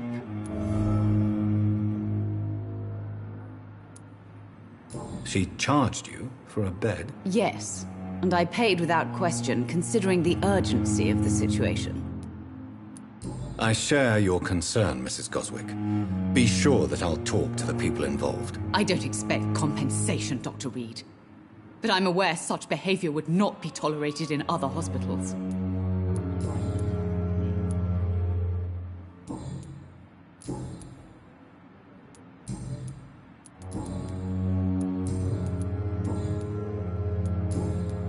Goodbye, Mrs. Goswick.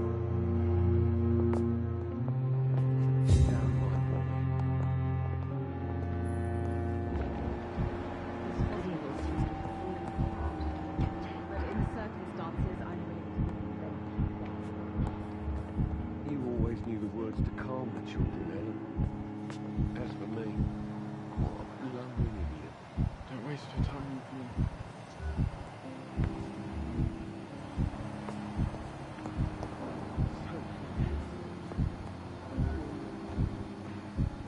How can we be sure we're making a difference? Good evening, Doctor.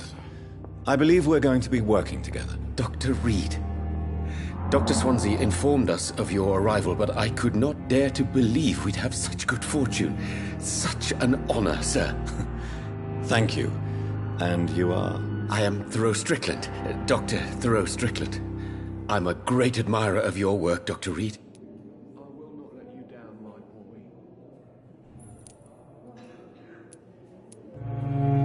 Do you need my medical attention, dear colleague? You don't have to worry about me, Dr. Reed. I am here to assist you, not to be a burden.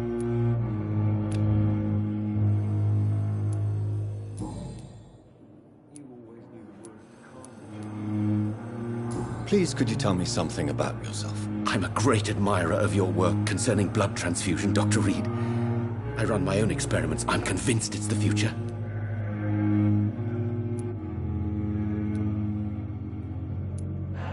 I based my technique on my mentor's research. He helped me perfect my method. What is yours? I'd rather not talk about it. For now, it's just theories and first approach.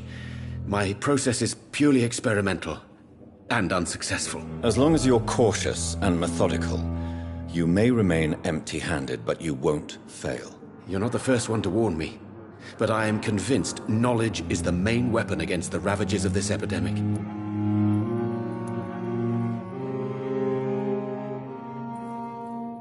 What made you choose to be a doctor? I'm not ashamed to admit you and your work have inspired me.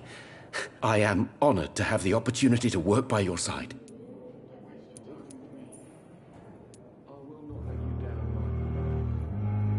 It's always a pleasure to share scientific and medical knowledge with someone eager to learn.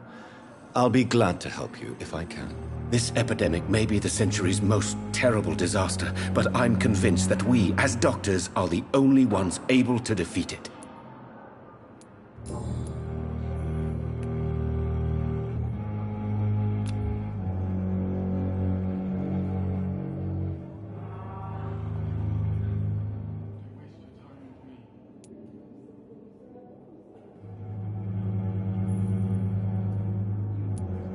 What can you tell me about the Pembroke? Well, it has always been an honor to work with Dr. Swansea. But with your arrival, I can't think of a better opportunity to learn about blood transfusion. You seem quite optimistic. It's a rare and precious attitude in these difficult times. I'm convinced that this epidemic is a test of endurance and dedication for us men of science. Questions remain about our capacity to resolve the situation. True. Last summer, during the first wave of the epidemic, I used to joke with Milton about the extra work. We're not smiling now. Do you need help with anything in particular? Well, yes, maybe. I'm waiting for a batch of products I ordered for my personal research, yet my supplier seems to have vanished. Do you want me to play the errand boy for you? Oh no, Dr. Reed. But if you went personally to his shop, what with your reputation and all, he wouldn't dare to refuse the products I need. I see. Well, give me the address, for I may pass by if I have time. What do you think of Dr. Ackroyd's aversion to modern medical methods? It's a shame he's so narrow-minded. Dr. Swansea taught me that science is about exploring uncharted territory. I'm convinced that's true. With the influenza and all that's going on, you should put your differences aside, don't you think? Why is it so difficult to work together? I believe that if Dr. Ackroyd had been the one to discover the transfusion process, he would be the first to recommend its use. So you believe it's just a question of jealousy and pride? Dr. Ackroyd is as proud as he is blinded by his obsolete concept of medical science.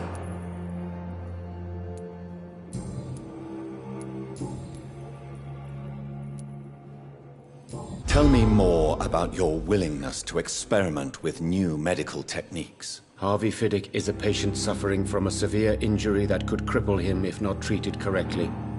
I'm convinced your blood transfusion technique could help him. What is it you really want? To save him, or to prove your point? Fair question. I want nothing but to save my patient, Dr. Reed. Especially since I know Mr. Fiddick's story. Tell me Mr. Fiddick's story. Our first diagnosis was compromised because Mr. Fiddick lied to us about the real origin of his injury. He first claimed it was an accident. But why would he hide such crucial information from us? Because he is a proud father, ashamed of putting his children at risk because of his own negligence. This personal involvement could also appear to be a lack of impartiality. You must know that a good surgeon must remain neutral. I agree. But that does not excuse Dr. Aykroyd's behavior. A man who did not even take time to converse with his patient. Do you think keeping his distance was a mistake? All I know is that I'm taking care of human beings with desires, hopes, and fears. Not some biological machine comprised of blood, bones, and flesh.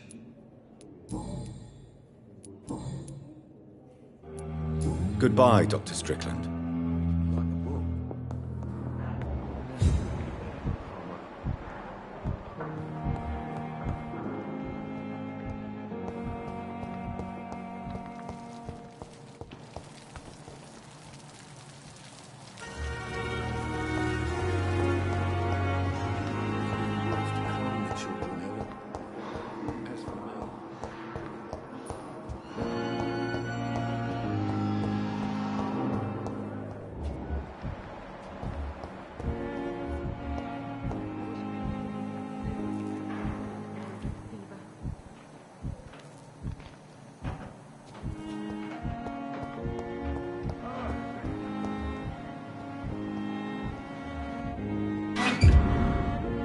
It's locked, all right. Good evening, nurse. Good evening, Doctor. I don't think we've been introduced yet. My name is Pippa Hawkins. And I'm Dr. Jonathan Reed. Dr. Swansea has recently offered me a position in this hospital. Well, it's a euphemism that your help will be appreciated, Doctor.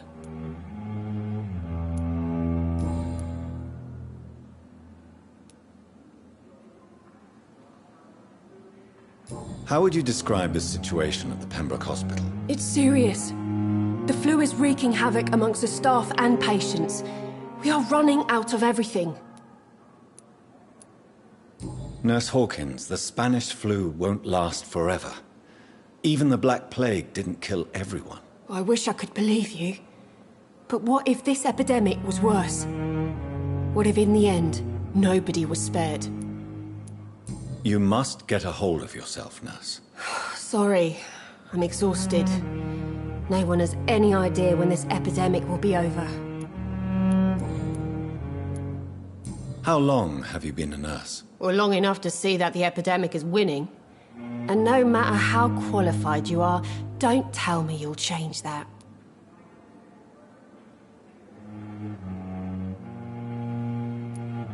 You're right.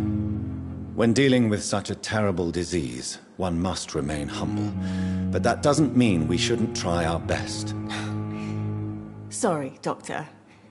I don't want to sound bitter, but I'm just too tired to give a pep talk like Nurse Brannigan. How is the Pembroke staff coping with the epidemic? Well, not well. Milton, the ambulance driver, is even more grumpy than usual, especially concerning doctors. Why is Milton grumpy on a daily basis? Is it just an act? Milton's not the kind of man who's bothered about a bad reputation, whether he deserved it or not. Why does Milton dislike doctors? I don't know. Just ask him. But be warned, Milton is not the chatty type.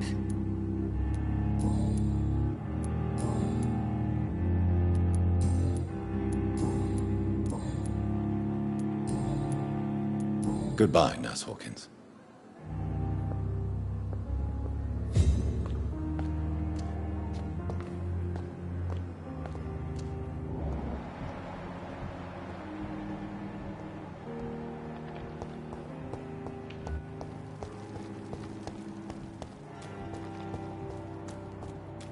Thelma Howcroft said she was being watched by vampire hunters.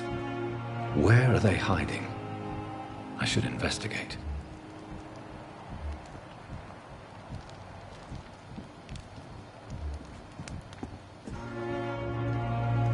Good evening. I'm Dr. Reed. Always a pleasure to meet a colleague, sir. Especially when he was supposedly dead. A colleague? Are you a doctor too? Not anymore, sir. I used to be Dr. Rakesh Chadana. Now, I'm just Mr. Chadana, pawnbroker and humble guardian of this morgue. What do you mean, you used to be a doctor? Was your license revoked? No, sir. It is just that I like to be precise. I run a little pawn shop while taking care of the dead. But I used to be a real doctor.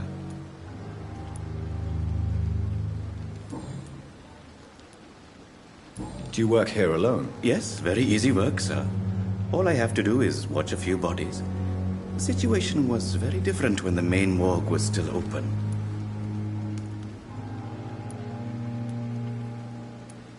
Why do you have to watch these bodies? Because these poor fellows have no names. We keep them in case someone comes looking for the missing. Sadly, very rarely happens.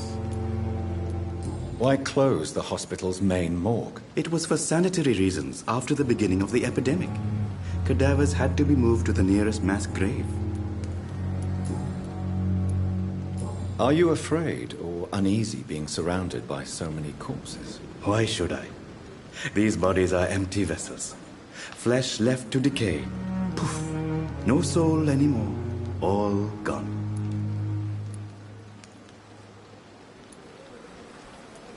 An interesting point of view. And quite an exotic one, too. Most people fear, or at least have a respect, for dead flesh. Sir, as a medic during the war, I learned to face my death and the death of others. It's the pain we have to tame, not death itself. How did you get this job? After I left the army, I worked as an undertaker down by the docks. A dangerous place with many an unpleasant business there. Milton Hooks helped me get a job here. Have we met before? I don't think so, sir. Why? When we first talked, you said you were glad to meet me since I was reported dead. Funny story, sir. Your sister came here a few nights ago. You were missing, and she was looking for your body. She must be very relieved now.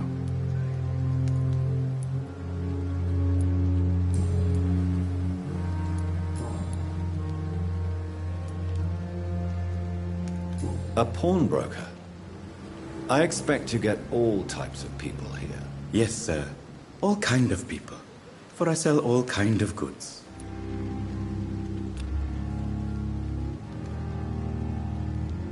Do you need medical attention? I'm feeling all right, Doctor. But perhaps it is because I, too, am used to the smell of the dead.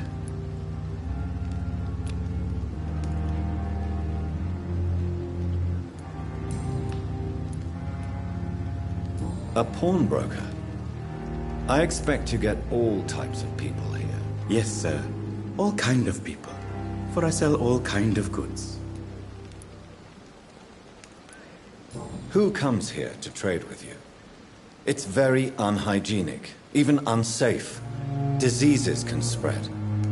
For the customers, for the hospital. I'm very cautious, sir. I've been a doctor, remember? And all my clients are good people. In fact, I think I only know good people. What kind of goods? With the quarantine, it's not always easy to buy things. So I trade, I exchange. Some people sell, some others buy. I like to help. Since you're not afraid of dying, do you believe in life after death, Rakesh? No. I believe we must do all the good we can while alive. For our time is short, and the obstacles are endless. Do you think you would enjoy immortality as a concept? I don't think so. Don't mistake me. I love life, and I'd like to live a long life. But everything has to decay, sir. Even goodwill.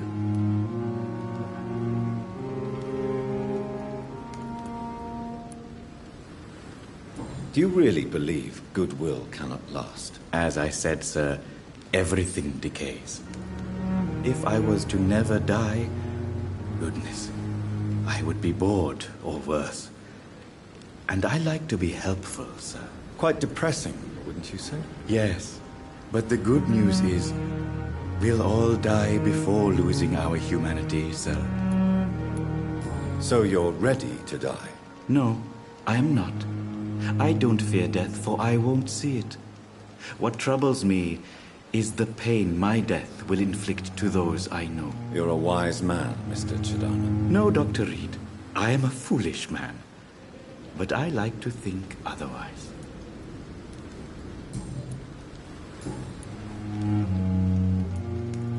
Goodbye, Mr. Chidana.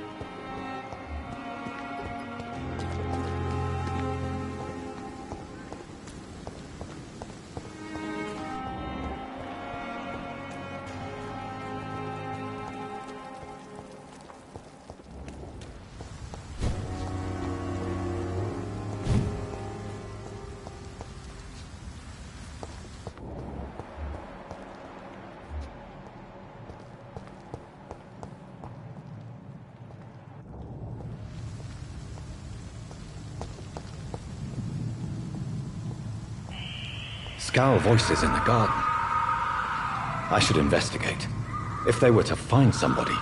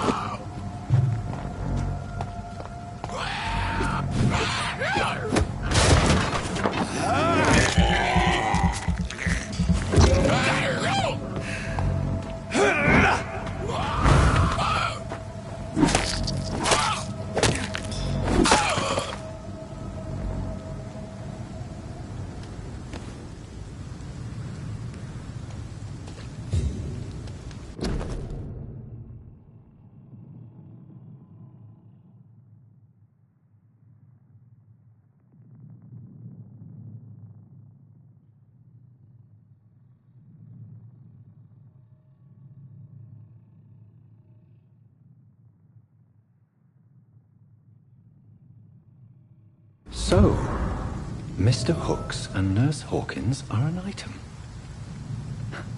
Those two have hidden their affections well.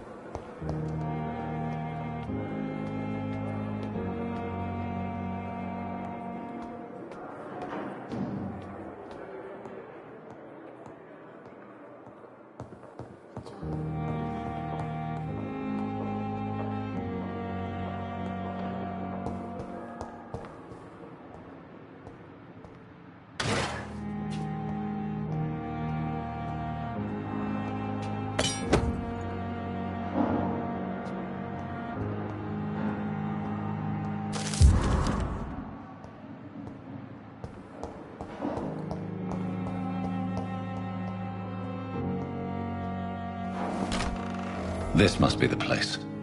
It's definitely away from prying eyes. Relegated to the shadows.